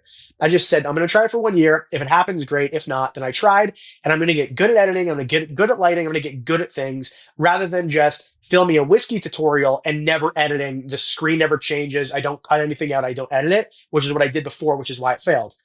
Now I'm going to try. And it worked. And I think that it showed me that if you really pour yourself into something, if you really actually try, you get out of something what you put into it. And of course, there's a lot of luck involved. I'm not going to lie, COVID really helped. However, before COVID, I did all the work, and I got good at making videos, and I, had the right people watching, and I gained an audience of about 20,000 before COVID. And then COVID happened, and I was prepared, and I already had a catalog of over 100 videos. Boom, it took off. So I think that luck is always fortunate to the people who are already prepared. If you want to get lucky, but you didn't put in the work first, it's never going to happen to you. So I think, that's my long-winded way to say, I of course have self-doubt always. There's a lot of videos that I put out, and I'm like, should I do this? But I think that if I were to cower into myself and not do it, then I'd be holding myself back. So I just go out there, I jump into everything with both feet. And I think that's really helped me out in a lot of ways. Yeah, that comedy background must have helped so much, because I remember recording my first episode, like hitting the record button. I was like, okay, now I'm saying words, and and then it's like, and listening back to it, it was gut wrenching. How much do you hate the sound of your own voice? Ironically, I'm used to it at this point. Like now, like I was surprised by that, because I do despise the way I sound, but having edited videos and everything, I've gotten used to the way that I sound. But it was unbearable in the beginning. It was absolutely unbearable. And sometimes I'll listen back and I'll be like, man, I really ate my words there, and I sounded like a total moron. Man, you have a skill that I wish I had. I've made 723 videos, plus all the extras and podcasts. I made 1,000 pieces of content as Wickens Wicked Reptiles. When I put shows or like YouTube videos on the TV for my kids, but it's always like in my genre. They like watching like Dr. Plants and all those guys. And my video will come on in the rotation and I'll hear it from my office and it sounds like nails on a chalkboard. It's never gotten any better.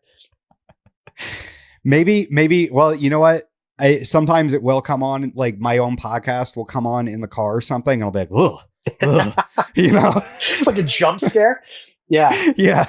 Yeah. It's funny too. Cause so like I think there's like this new genre of reptile because everyone like does something different. We kind of touched on this, but just to go into it a little bit deeper, like the stuff that I watch, like I still watch like Ed and Emily and Dave and all my friends, but I watch them mostly because they're my friends. What I watch now for my own entertainment, Dr. Plants is, I think, probably the best channel on YouTube. He's my favorite channel to watch.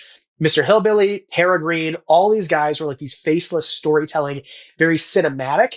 And I think that is going to be the future. And that's what kids watch. So Tara Green is my kid's favorite channel. Okay. I don't care if it's brain rot or whatever. That's what they like to watch. And as soon as my video comes on or Dave or Clint, Adam, can you get rid of this, please? Please take this off the TV. Like they hate it because it's too slow for them. So I think that this new genre of reptile, which is great because people are still watching reptile content and they're still learning, but some bald guy sitting in front of a camera talking, I think that is going out of style. I think kids just don't have the attention span for it anymore.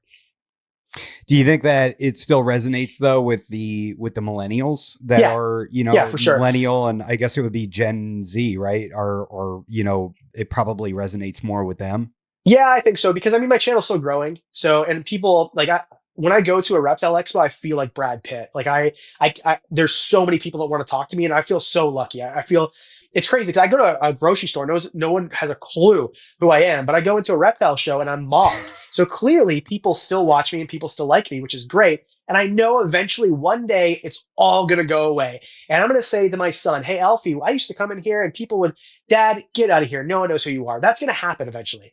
But for now, I think that it's still growing. And this age group, like our age group and a little bit younger than us, still watches. I just think that for kid, I'll listen to a Tara Green video on the TV, which is a few rooms away from my office, and it sounds like a Japanese game show from the early 2000s. It's sound effects and boings and beeps, and that's what's keeping people's attention. And these people who make these videos are so unbelievably skilled. I remember sitting down with Dr. Plants at a pool party, okay? This guy is like have this guy on your podcast if he will come. He is like a savant when it comes to YouTube.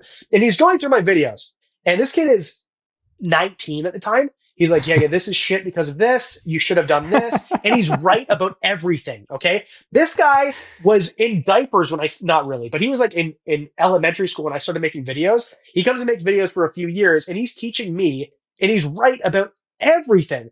Every now and again, I'll just get a FaceTime from him. He'll be like, hey, I watched your video and this is shit and this is terrible and your thumbnail sucks. And he's right about everything. And I've learned so much just from one person. Never mind I feel like also I'm so lucky that every person that all of these people want to go meet at a reptile expo, they're all on my phone. I can call all of them at any time. And that is such a huge resource that I should probably use more of.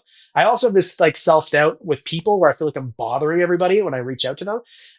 But I think that, I don't even know where I'm going with this, but the point is, I think that there's a shift in the type of content, even in reptile, that people are going to be watching. Do you think that where it's going is something that you would even want to produce, or do you think that you're just going to stay true to what you do? No, I've already started the channel. It's happening in January. Oh, snap. Yeah. So I made a video in July 31st, and it was about my blue tree monitor. And that video took me, I would say I could make 10 regular WWR videos in the time it took me to make this one video. And that was my test. I didn't tell anybody I was doing it, and I put the video out. And in my opinion, not to toot my own horn, it is a cinematic masterpiece. It is the best video I ever made by far, without a close second. And the reason I did it is because I wanted to prove to myself that I can make that type of content. And not only can I make that type of content, but I can add a little bit of Adam Wickens into that style of content. And I think I nailed it. And not only do I think I nailed it, I think that there's so many things I picked apart that the next video is going to be better, and the next one's going to be better, and the next one's going to be better. So I think that this next channel is going to surpass Wickens Wicked Reptiles in a year. Really? Yeah. It's the style that people are watching, and that's the videos that I love to make. The problem is I could never do it on WWR because, first of all, it's a different audience. Actually, there's a poll that came out on my YouTube right now where I asked people what their favorite type of video to watch is. It came out on this podcast, so I don't even know what the results are yet. But my guess is they picked the Terra Green Dr. Plants. I just think that's where it's going. But also, to make a WWR video is fun, but I can do it in 3 days. To make these videos takes me weeks, and there's so many little things and details that people don't even understand why they're so engaged. But when my frog blinks his eye and I soundscape 3 different layers of sound effects, you have no idea that it took me 13 minutes to do 3 seconds of video, but I know. And you don't know that's why you're still watching the video, but I know. So I think that there is a certain type of creator and it takes a lot of experience. And I could never make those videos 5 years ago, but I can now. Do you think that, okay, so I've wanted to make like animal content videos, and as I'm planning it out, I'm like, I'm just ripping off this person's style and that person's style and blah, blah, blah, like, and I get in my own head again and I shut it down. Right. And I stop it. Is imitation of what works something that is inevitable, or should everybody be trying to be like creating original content and try to be creating something brand new, or should it be a collaboration where you look at what's working and then put your own personal spin on it? Well, I don't think that you have a choice. I think that you're going to be inspired by something and you're going to take pieces of it. So going back to the comedy example, there's friends of mine who are their own comedian. They don't know, they're not plagiarizing anything, but I know that your favorite comedian is Bill Burr. I know it. I know who you listen to. I know who your inspiration is because of the way that your ideas are formulated, maybe part of your cadence. And I don't think you're copying in any way, shape, or form. Just like I see people and I see a thumbnail and I think it's my thumbnail because they took my style and they created their own. And as soon as I look at it, I'm like, oh, that's different enough that it's not plagiarism. I'm not accusing them of that. But I can tell that they took inspiration from me or Clint or Emily or Dave or whoever. So I can tell because I've been part of it for so long, but I don't think that it's plagiarism. When I see someone do a top 5 video, I didn't create that. Clint didn't create that. Brian Barczyk was the first one doing it for Reptiles. And guess what? He stole it from Watch Mojo or whatever else. And by stole, I mean, you can't take a list as an idea. If someone did the exact same video as me and took my footage, that's different. But if you're taking parts of your style from your inspiration, even if you are trying not to do it, you're going to do it anyway. With you, I don't know who your influences are. Maybe you listen to people that I don't listen to. I don't hear MJ or Dylan or anyone else who's in the reptile podcasting in you, but there are people who are new YouTubers now, and I can be like, I know exactly who you watch. And it's not that they're plagiarizing. It's just you can't get away from your inspiration. And I feel like the better you get, the more you go on, the more of yourself you're going to be, but you're always going to have that little kernel of inspiration. So you have to almost start out where like okay, what gets me going is what you're saying, right? Yeah. Like what resonates with me, and then find those things and emulate them, and then as time goes on, you find your own voice. Yeah, absolutely. Because at the end of the day, we're all like, especially if you've never had a YouTube channel before and you watch, say you watch Wickens and Good Reptiles, and you're like, I want to do that. If that guy can do it, I can do it, which you're right, by the way. I have no training in doing this. And then you're going to pick up my mannerisms, or I see people all the time and they're like, yeah, this snake is cantankerous. I'm like, where'd you get that from? You either got that from me or you got it from Brian Barczyk, which is where I got it from. And people make fun of me all the time. Or I've heard someone recently, an upcoming channel, and he's like, wham, bam, Bob, your Uncle Fran's your aunt. I'm like, the only person I know who says that is me, and I got it from Peter McKinnon from watching his videos. So it's like you pick up these phrases where you're not copying somebody, but it's like a saying, and you just kind of pick it up. But even more than that, just mannerisms or camera styles, right? So I see a lot of people who are trying to emulate Richard from the Tarantula Collective because, in my opinion, he does the best camera work. Dr. Plants in him, I don't think there's anybody even close. I think those guys could both work for the Discovery Channel. And if I put on a Tarantula Collective video on TV with no sound, you'll be like, yeah, David Attenborough for sure is the voice behind this. Like, he's that good. And I can tell that he watched a lot of Discovery Channel, Animal Planet, but he has his own style and he does it different than anybody else. And there's so many people now that he's been out for 5-6 years who are trying to copy that, not copy, but taking inspiration from that style, including myself. When I want to learn something new, I've done this before where I've made a video shot for shot copying Dr. Plants. I never put it out just to see if I can do it. How do you do this? And I've learned new techniques in filmmaking from doing that, which I know is a weird thing to like create, like copy someone's video shot for shot. But I've learned so many new techniques copying that and thinking, okay, so if he does the zoom like this with a pan with this effect and this sound effect, what if I added this, this, and this, and then did the zoom differently? And boom, all of a sudden now you have a different shot. God, that sounds really time consuming. That is the problem, and that is the barrier to entry. Because if you want to make a video like Dr. Plants, I know I keep bringing him up, and that's just the example. There's a reason he puts out 4 videos a year, because that's how long it takes. Wow. Yeah. Wow. Yeah. But his views must be off the charts. Dude, so the last video he did, I think was 3 months ago. And I was very lucky. He called me and he's like, Adam, can you please watch this before I put it out? I'm like, dude, you are so far above my talent level, but I'll watch it. And my kids think it's so cool because they love him. So I'll be like, they call him the Africa guy because the first video they watched was an Africa simulation. And he's like, that's the Africa guy? You're talking to him for real? Like they get so excited. They think I'm a celebrity because my friends are celebrities. And so anyway, I watched this video and he's changed it since then, but it was perfect. The video that Dr. Plants did about, I forget what it was called, but it's a bee colony that he keeps in his living room, is the perfect YouTube video. No notes. Perfect. But it also probably took him 6 months to make. Yeah. My kids were excited that you were coming on the show. You know, man, when I see kids who get excited to see me, I think that is the coolest thing in the world, because even when I was in my 20s and I saw Dave, I fanboyed. Mike Taitula, I have a video of me meeting Mike Taitula, and now we've traveled the world together. So it's so cool to me to like look at, like, not idolize, but like look at people as like an inspiration. And then you get to meet them, and then it just, which you never could do. Like our parents' generation, my mom had a picture of John Travolta on her wall when she was a teenager. She never got to go to a reptile expo and go meet him. Where now all the people that you idolize or like look up to, I should say, you can just go and shake their hand and meet them and take a picture. I think that is the coolest thing in the world. I do think it's cool, and I think it's like it just makes it more accessible, you know, Yeah. and it makes it kind of brings a whole other level to it. Yeah, like your mom's never going to meet John Travolta, you know.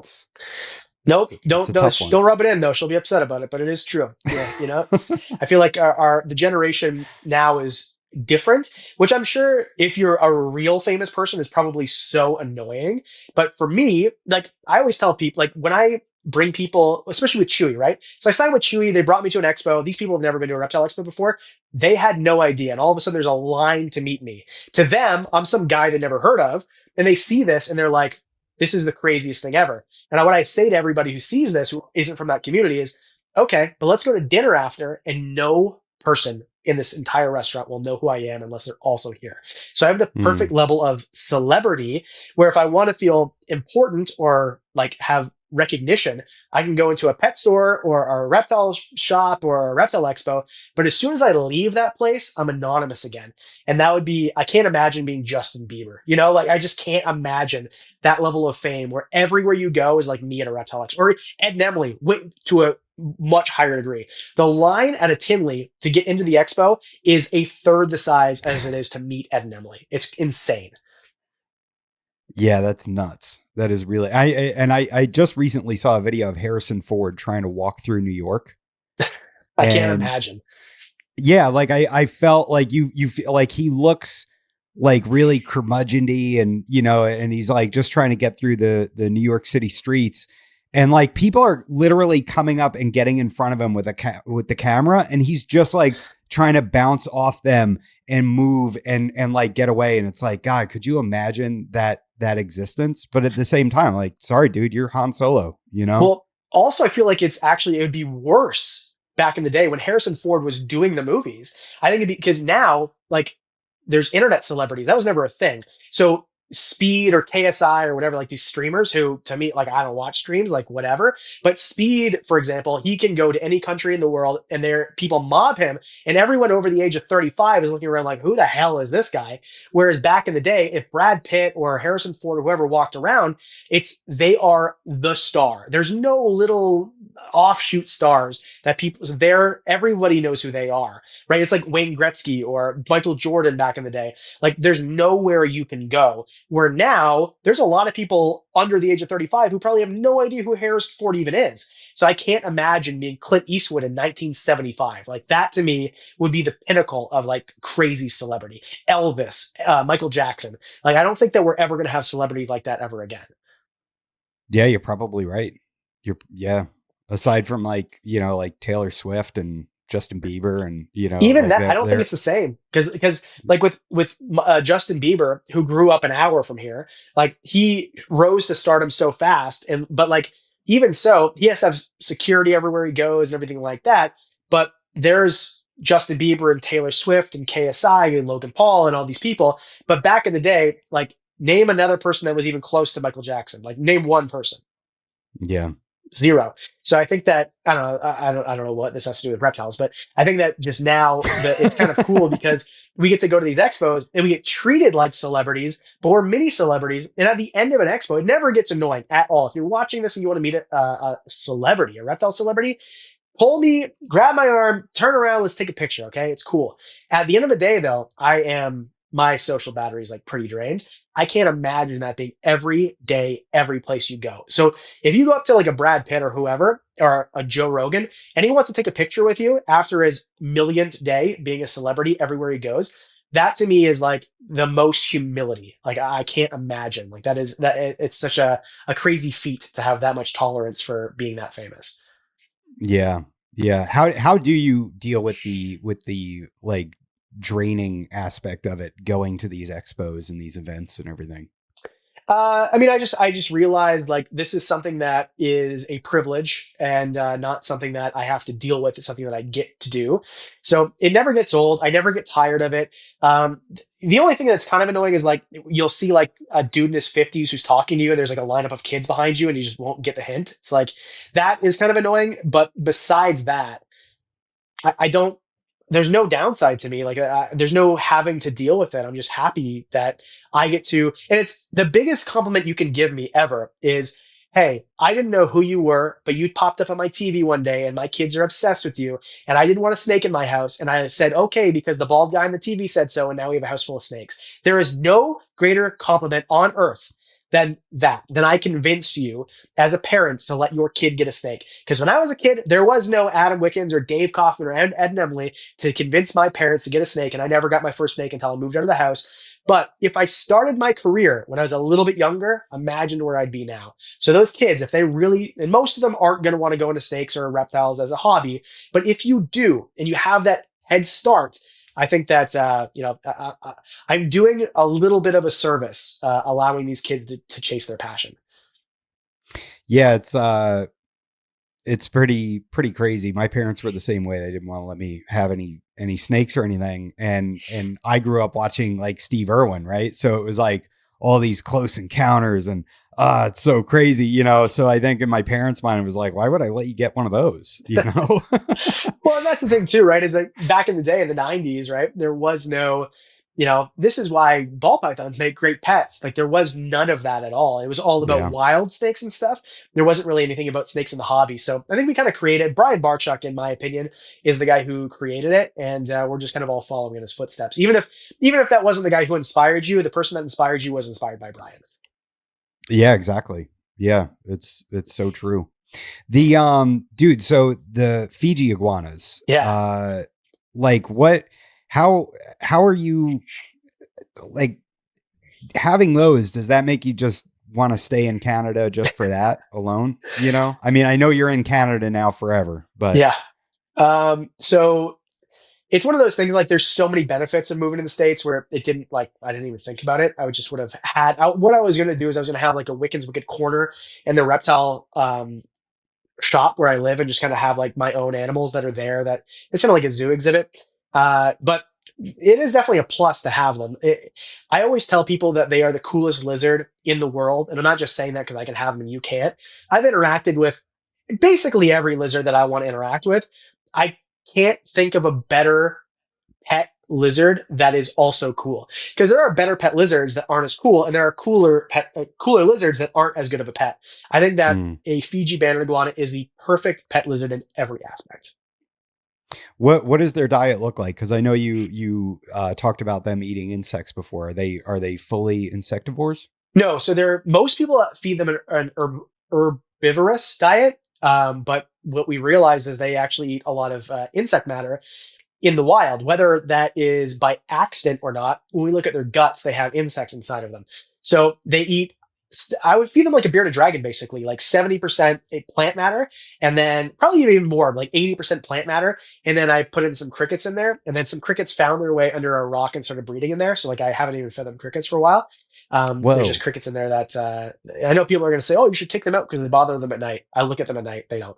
They're fine, but they hunt for insects just like an insectivore does. Like there is no possible way that this is not something that they should be eating. Because if you put a cricket in for a Euromastix, they just look at it like, okay. If you put a cricket in for like one of my, especially my male Fijis or Tongas, they are like there's like a Cuban crocodile going after a chicken leg. Like they're jumping and weaving and chasing after it. It is so much fun to watch. And they're in a 4-foot cube. So they're in a huge enclosure for how big they are. So it's really fun to watch. Now, do they need a lot of airflow? Like, is that a screened enclosure, or is it like made of PVC? It's made of PVC, so it's got some vents. It's made by Cornell's World in Calgary, so there's vents in the top, but that's basically it. And I haven't found a need to put a fan in, which I have done. So there's a fan in this one, the big one. But Yeah. the humidity, they like it really humid, so like 70+%. They like it pretty warm. It's actually really easy. I have a basking bulb, a UVB bulb, and a heat radiant heat panel for nighttime. So because they don't like a night drop like most other things do. So they're really easy to keep, but they don't really need a ton of airflow. What kind of basking temperature do they need? I'd rather look this up and tell you, but it's like 95-ish, like if I remember Okay. right. I'll go scan it to make sure that that's right, but yeah, it's around 95-ish. Dude, nobody's gonna fact check you. Come on. You'd be shocked, dude. You'd be shocked. This guy, he keeps Fiji's and he doesn't even, it's 93, not 95. But yeah, it's something about that. Yeah, something like that around that. So it's the interesting thing too with keeping a bunch of animals and a bunch of different species is sometimes you forget off the top of your head what it's supposed to be, and you've dialed it in, and then you're kind of cruising with it. This is like, I don't know, a lot of people use this. Like you dial something in so you really learn about an animal, and then you cruise. And then after a while, I go to make a new leopard gecko care guide, and I'm like, basking spot, is it 90 or 95? Because you forget because you've just had it dialed in for so long, and then you check every once in a while just to make sure that it's right. Yeah, and if they're doing fine, there's no problem with the Fijis. Do they need UV? Is that like mandatory? How do you feel about UV just across the spectrum? Is it your opinion that all reptiles should have UV? No. Not only that, so I did a video last Saturday, my bonus video of the month, and it was bad reptile advice that actually works was the title of the video. And in that video, I talked about Mike Stefani. So I listened to Monitor podcast. I'm actually on his podcast tomorrow. I'm super excited about it.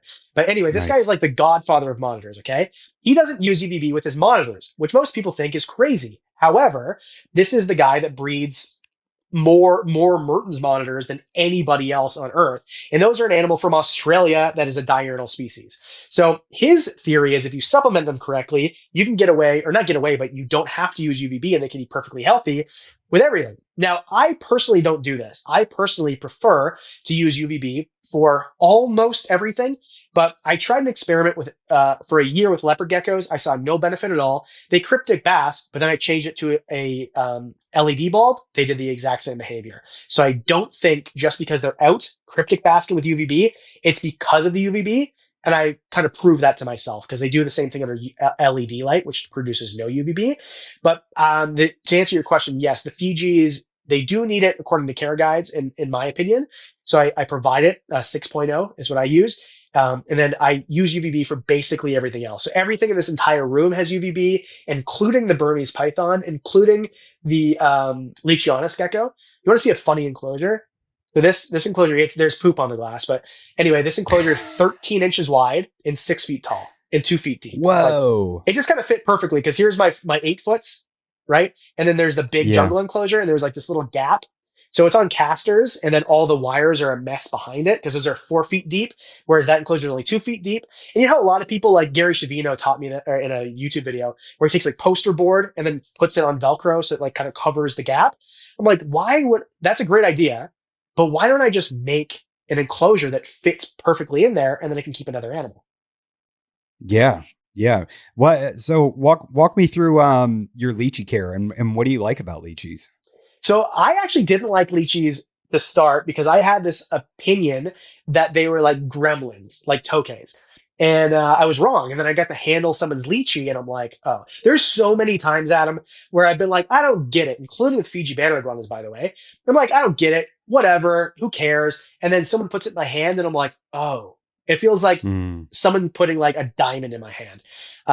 Fiji's were the same way. I went to an oddities museum with Dave Kaufman in Toronto before the CRBE, and my buddy Mike had a Fiji, and I'm like, whatever. And then he's like, you want to see the Fijis? And I'm like, yeah, sure. Put it in my hand. Boom. I bought one the next day. Like that. And lychee, so tree monitors are the exact same. I got to mess with a tree monitor at an expo once. And Brandon Van Asten, who's like the tree monitor guy in the entire world, but he's here in Canada. He's like, yeah, you should try one. Like, okay. So I bought a blue, and I now have one, two, three, five enclosures that I've made for tree monitors now, like just out of wood with Whoa. my hands. So that's yeah, that's my whole personality. But anyway, lychees, they're a big gecko. They feel like a wet sponge, kind of like they're not wet, but they have like that texture. They're so cute, so derpy. They don't move too fast. Generally, they're pretty personable. They're adorable. It's kind of like all the great things about a crested gecko and a tokay gecko together, but they're just maybe not as pretty as a tokay, if that makes Do you sense. think that it's important to get them young so you can sort of socialize with them as they grow? I don't know, because the one that well, I guess I got both of mine really young, and they were like out of the box easy. To be fair, my wife works with a lot of the animals more than I do. Like she's kind of like the zookeeper here now, so she did a lot of work with them because she really likes them. So maybe that's part of it. But yeah, I mean, we got them young, and they absolutely have been nothing but a dream to work with. Like no aggression, no defensiveness. I can pick them up out of the enclosure, no problem. It'll just kind of sit there. It'll make like the little clicky sound, but there's no Mhm. barking or anything like that, like you've seen on YouTube Shorts for sure.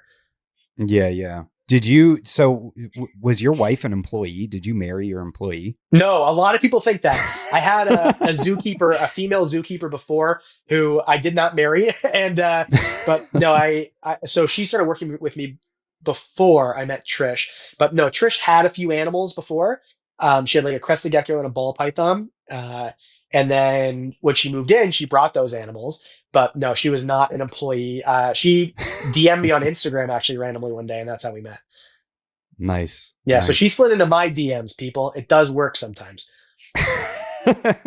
Just wait long enough. Just apparently I ignored her for a long time because I had a girlfriend at the time, and I'm like, I just didn't entertain. And then one day I just saw her pop up, and I'm like, man, she's real pretty. And then I responded, and then we met a few weeks later, and then the rest is history. Now we got we're a breeding pair now. Wow. And now is she like a big part of the channel behind the scenes? Is she really supportive and I mean obviously it seems like she helps with the socialization and the care of the animals. Yeah, so she's very supportive. She does a lot of the reptile care now. So like we once I parted ways with my other zookeeper, I'm like I'm gonna hire someone else, and she's like no, let me do it. So she does that. She comes to a lot of the expos now, which is nice. She really likes being part of the channel for sure. She doesn't have anything to do with like the editing or like business structure of it, but she does a lot of the animal care, which is like really important. And then in terms of like cheerleaders, like there's my dad and my wife, like they're like equally so supportive of what I do, which is really nice. But yeah, I mean, I married a good one, that's for sure. That's so cool. Yeah, she was like, "No, we don't need any more females coming into the house taking care of animals." I wouldn't say it out loud, but yeah, definitely part of it, probably. Yeah. So yeah, she's very compassionate with animals, let's say, and even like stuff that she doesn't know a lot about. Like she just likes working with the animals, and also she's kind of crazy. I think all redheads are, but she's like fiery, and she doesn't mind messing with things that are for sure going to bite her, which is real nice. So it makes things a lot easier for me a lot of the time. My wife is also a redhead. There's so many things you say. I'm like, boy, I connect with that. Yeah, she's definitely a firecracker for sure, and yeah, interesting character for sure. I think she's also like a 6 foot tall woman, so like she walks around taller than everybody, and yeah, Yeah, that's crazy. she's a She's cool really cat. tall. Yeah, She's I mean, taller which than is me. it's funny too because I remember I met her right because we met online, and like I knew she was tall, but then I watched her get out of her car, and I'm like, oh shit, like I just didn't like think of it like that, and like it's whatever. It's still, I'm not ashamed of being short. Like I promise you, I've tried everything in the book to get taller. There is no way I can work out the bottom of my feet to be that way. So yeah, it was just whatever, just own it. It is what it is. Yeah. Yeah, that's awesome. They and she's got a cool morph, the red hair. It's true, yeah. So I think that and I'm red hair for sure because my grandmother was Oh, redheaded, really? and when I was a baby I was redheaded. So and then our son, when I was a baby, I apparently had red hair. I have no hair now. So, but my son, he's got like some pretty red in the hair that is coming in. So we'll see. Yeah. Yeah. So with the have you ever owned tokays before? I do right now. So, Oh, okay. yeah, this is the part that maybe pissed off the importer that I dealt with. But my tokays, I bought 8 tokays. They're all wild caught. Um, they came in really bad shape. And this is just something that happens. I'm not blaming importers Hmm. or exporters, okay? This is just something that happens when you import animals from Indonesia. And these are an animal that need humidity and they need water and they dry out fast. And they came in and they looked terrible. And all of the males died within 24 hours. They came out of the bag and basically were all dead. The females, and I set them up individually, by the way. Somebody commented yesterday, well, if you put them all together, they probably killed each other. They were apart. They all dried out and died. And then the females, they all look really bad. They're all skinny and dehydrated, but they are on the mend. So I'm hoping that I can get a captive bred male, probably from Diana Reptilianus, and introduce them to my females. Because here in Canada, we've got like a few Tokay breeders, but not really a lot. And then you don't know about the bloodlines. And that's something that I'm pretty cautious with, which is why I also brought in some monitors from Indonesia.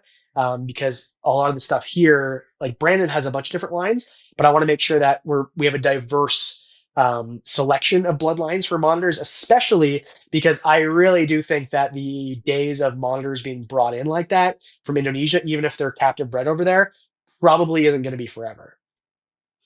Yeah, I had Chris Applin on, and we talked about the blue tree monitors and the ESA, and he said that like a big part of the problem is that their decision was based on old data, and that Yeah. the way that social media is now is that a lot of the information that should be going into journals and things like that is just footprints in the snow, and it kind of yeah, people are captive breeding them successfully and it's working really well. But a lot of that isn't being documented and put into the journals. And so when they research these things, there's sort of a lack of information kind of around the inception of social media and the popularity gaining. Well, so first of all, just you probably didn't even notice, my wife just came in here and brought me drinks and to charge my phone. So pretty sick wife. Nice. But anyway, yeah, you're right. Actually, it's funny. So Chris is who bred the monitors that I got in. I got a black and a yellow. So those are who the exporter that shipped them to the importer. And that's what I got. And then actually, Chris, I've never spoken to him before. And literally, as you were saying the first sentence of this podcast, I saw a message from him pop up. So I'm excited to read that and connect with him. But I have nothing but the utmost respect for, first of all, what Chris did in the UK with all those monitors. There's a reason they brought him over to Prestasi to head the breeding there. And I think it's amazing what he's doing, like captive breeding animals in a place where like you can do it outside basically, because it's very similar part of the world, not the exact island, but I think that's super cool. And I think that tree monitors are so unbelievably cool. And in terms of monitors, everyone knows about Ackies, and a lot of people know about Pilbaras and Kimberleys and stuff, and like the Odatria stuff. But I think that the Prasinus complex, which there's another name for, but anyway, like I said, I'm an idiot, not an expert. I think that is the coolest thing ever. A monitor that almost acts like a monkey tail skink in that it has a prehensile tail rather than using it as a defense mechanism. An animal that is so curious and smart it's kind of reclusive in that when you first get them, you almost think that they're going to starve to death because you never see them eat. But I don't know, Wow. man. To me, they're the coolest thing. And as soon as I got, I've been obsessed with a lot of animals, but never to the point where I change my entire room around. With tree monitors, this entire room is different because of tree monitors. Wow. Yeah. Yeah, they're super cool animals. I am terrified of getting a lizard though, because it's more care than a boa or a python. Yeah, and honestly, I get this question sometimes, like, are you a lizard person or a snake person? The answer is both. But if I could only pick one, I would probably pick lizards. And I think that maybe it's just my own like dumb personification of animals that I just connect with them more. I feel like they're more like us, even if that's not true. It's just like my experience or feeling. They're kind of like four-wheel drive versions of snakes in a way. But even so, like if you really get down to the biology, because I do watch Clint's Reptiles, they're really not even that closely related. But I just there's certain animals that I really connect with, and almost all of them, aside from the Burmese python, which I do a lot, almost all of them are lizards. Mm.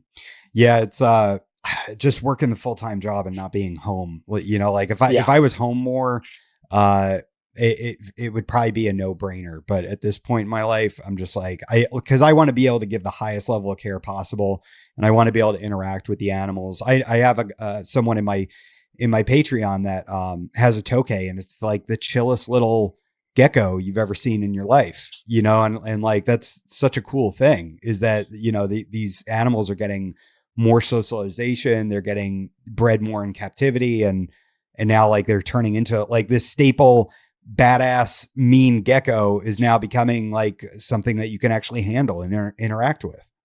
Yeah, and I think that there's a lot of people like in the spotlight. I think Diane at Reptilianus, another Canadian guy, is doing that really well. And then we went to a reptile expo recently. There's a business called the Reptile store. They're out of Hamilton, Ontario. And then she just had tokay geckos like chilling on her, like they were crested geckos. And some of them were wild caught geckos, which just goes to show that if you actually put the effort in, you can make these scary animals be something that aren't that. And I think that there's a lot of animals, rock pythons. I think that if you started breeding rock pythons in captivity, and then, by F2 generation, maybe they'll be like Burmese pythons. We just think of them as these pissy monsters because most of them are wild caught, maybe not socialized properly. So I think there's a lot of animals out there that we view as cantankerous. Well, Amy Bendy's another one who, with the emerald tree boas, and I get this all the time. Well, you monsterize emerald tree. I promise you, 99% of emerald tree boas will bite you in the face given the opportunity.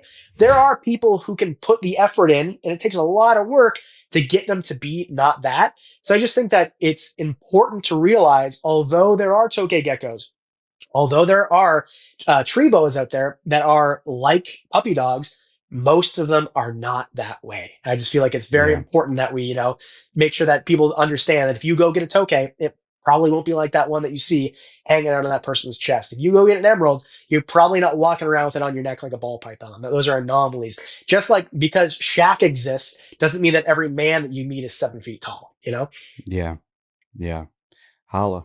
The yeah, I mean, dude, I feel like blood pythons have to have the worst reputation for one of the sweetest snakes that are out there. And it is, but the thing is like, you can't just go grab a ball python. Like I got my ball python. How many times did I say ball python? Just once. Okay. All right. Thank God. Blood pythons. Like, I got my blood pythons from Kara Norris, and I told her, like, I want to interact with these animals. I want them to be chill.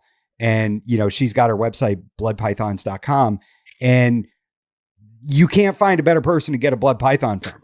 Like, she's been breeding them for like 25 years plus. And all of her animals, like, she knows which ones are spicy, and she knows which ones are like out of the egg, super chill. So like, if you're looking for a pet blood python, she can hook you up, and I think that that's probably the case with tokay geckos as well, right? Like, if you want to chill tokay, you're going to have to do some legwork and find a breeder or somebody that has put the legwork in with socialization and creating like a super chill pet for you to have. Yeah, I think they're all like that. I mean, most people's crocodile monitors, for example, I'm not going to go and put on my head. But I went to Nerd and I did it because I know that Kevin knows what he's doing, and he's, he didn't even breed that animal. It's a wild caught animal, but he socializes them. And there's certain people that understand how to socialize animals better than others. I think Kevin McCurley is probably the best example in the world. I think he actually might be part python, the way that he speaks and understands snakes. But I think that if you just go get a blood python from some guy who put them together and just created babies, like I forget, I think, I don't know, it was Ari Flagel was talking about that how he just kind of at his zoo and he just put them together and they just bred. I think those Yeah. pythons that come out of that, they're not just going to be great. You're gonna have to socialize them, right? And there's certain people who socialize their animals and certain people who don't. And there's certain people that if you want a tree monitor that'll sit on your head and watch you do work, you buy your animal from that person. And there's certain people that just produce them and then you're on your own to socialize them. So I just think that you have to set your expectations. I think that's kind of it.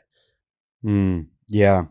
That croc monitor is the same one that bit right through Johnny Venom's thumb, right? 2 days after I held it. Yep.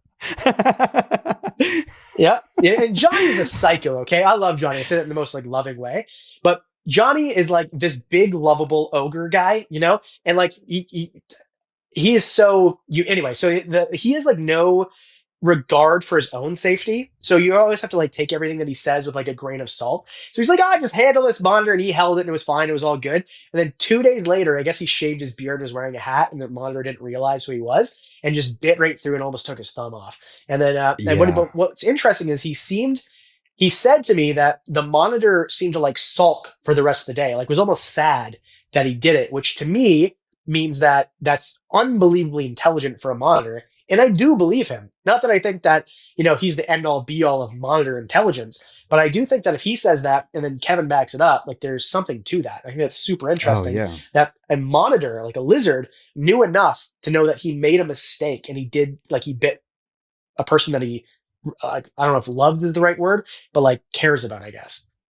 Yeah. It's, I just had him on and he told that story, and it's pretty wild. And he said he's and yeah, Johnny he's on a different level. The way that he interacts with people, like he is understanding them on an emotional level. It's a really cool thing.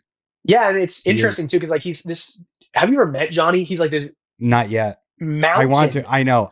He's my huge. friend Phil is always telling me that he's like, my friend Phil lives in Boston and goes to Nerd, and he said that he's like this monstrous guy, and Phil is like 6'4".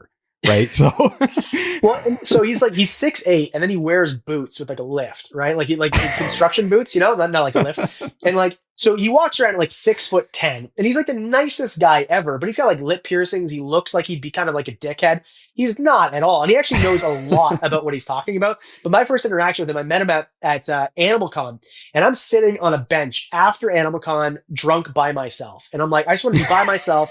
I'm done. And he finds me. He's like, "You're Adam Wickens. Want to go herping?" It's like 3 a.m.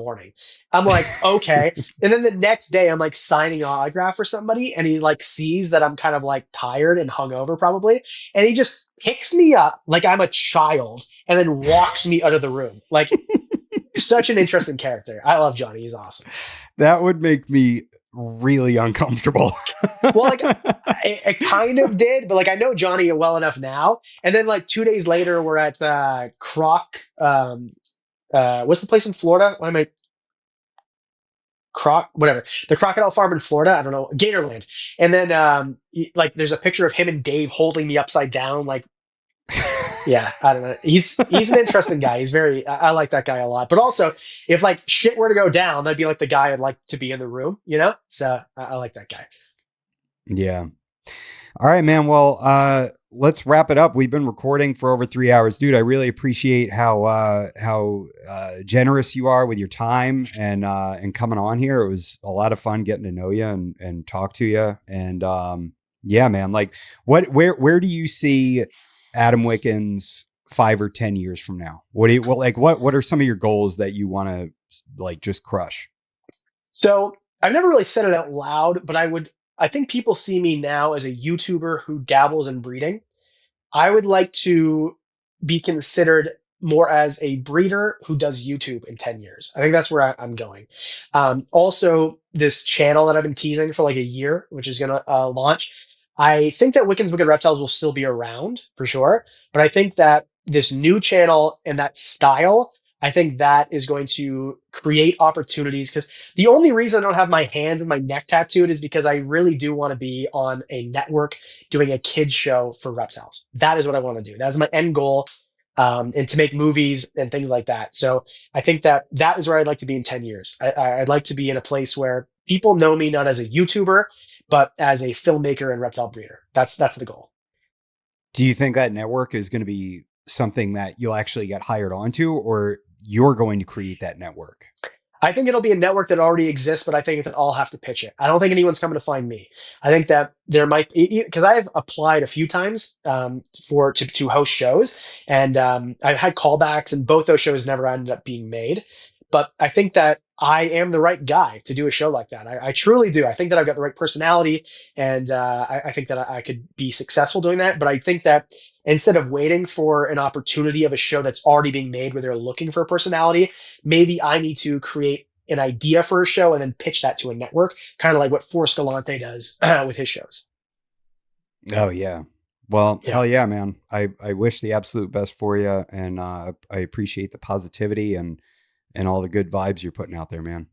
Well, hey, Adam, thanks for having me on. I appreciate it. I think that there's a lot of really great podcasts out there, but I think that in terms of like the top of the heap, I think you're already there, and you've only been doing it for a year and a half. And even though, you don't have millions of subscribers, neither do I.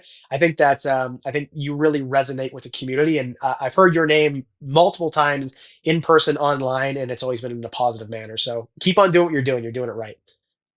Thank you, man. I really appreciate that. Absolutely. Thanks. And hopefully we'll do this again in a year or so, and then I can show you all the baby monitors I made. Hell yeah, dude. You're welcome back whenever you want. Awesome.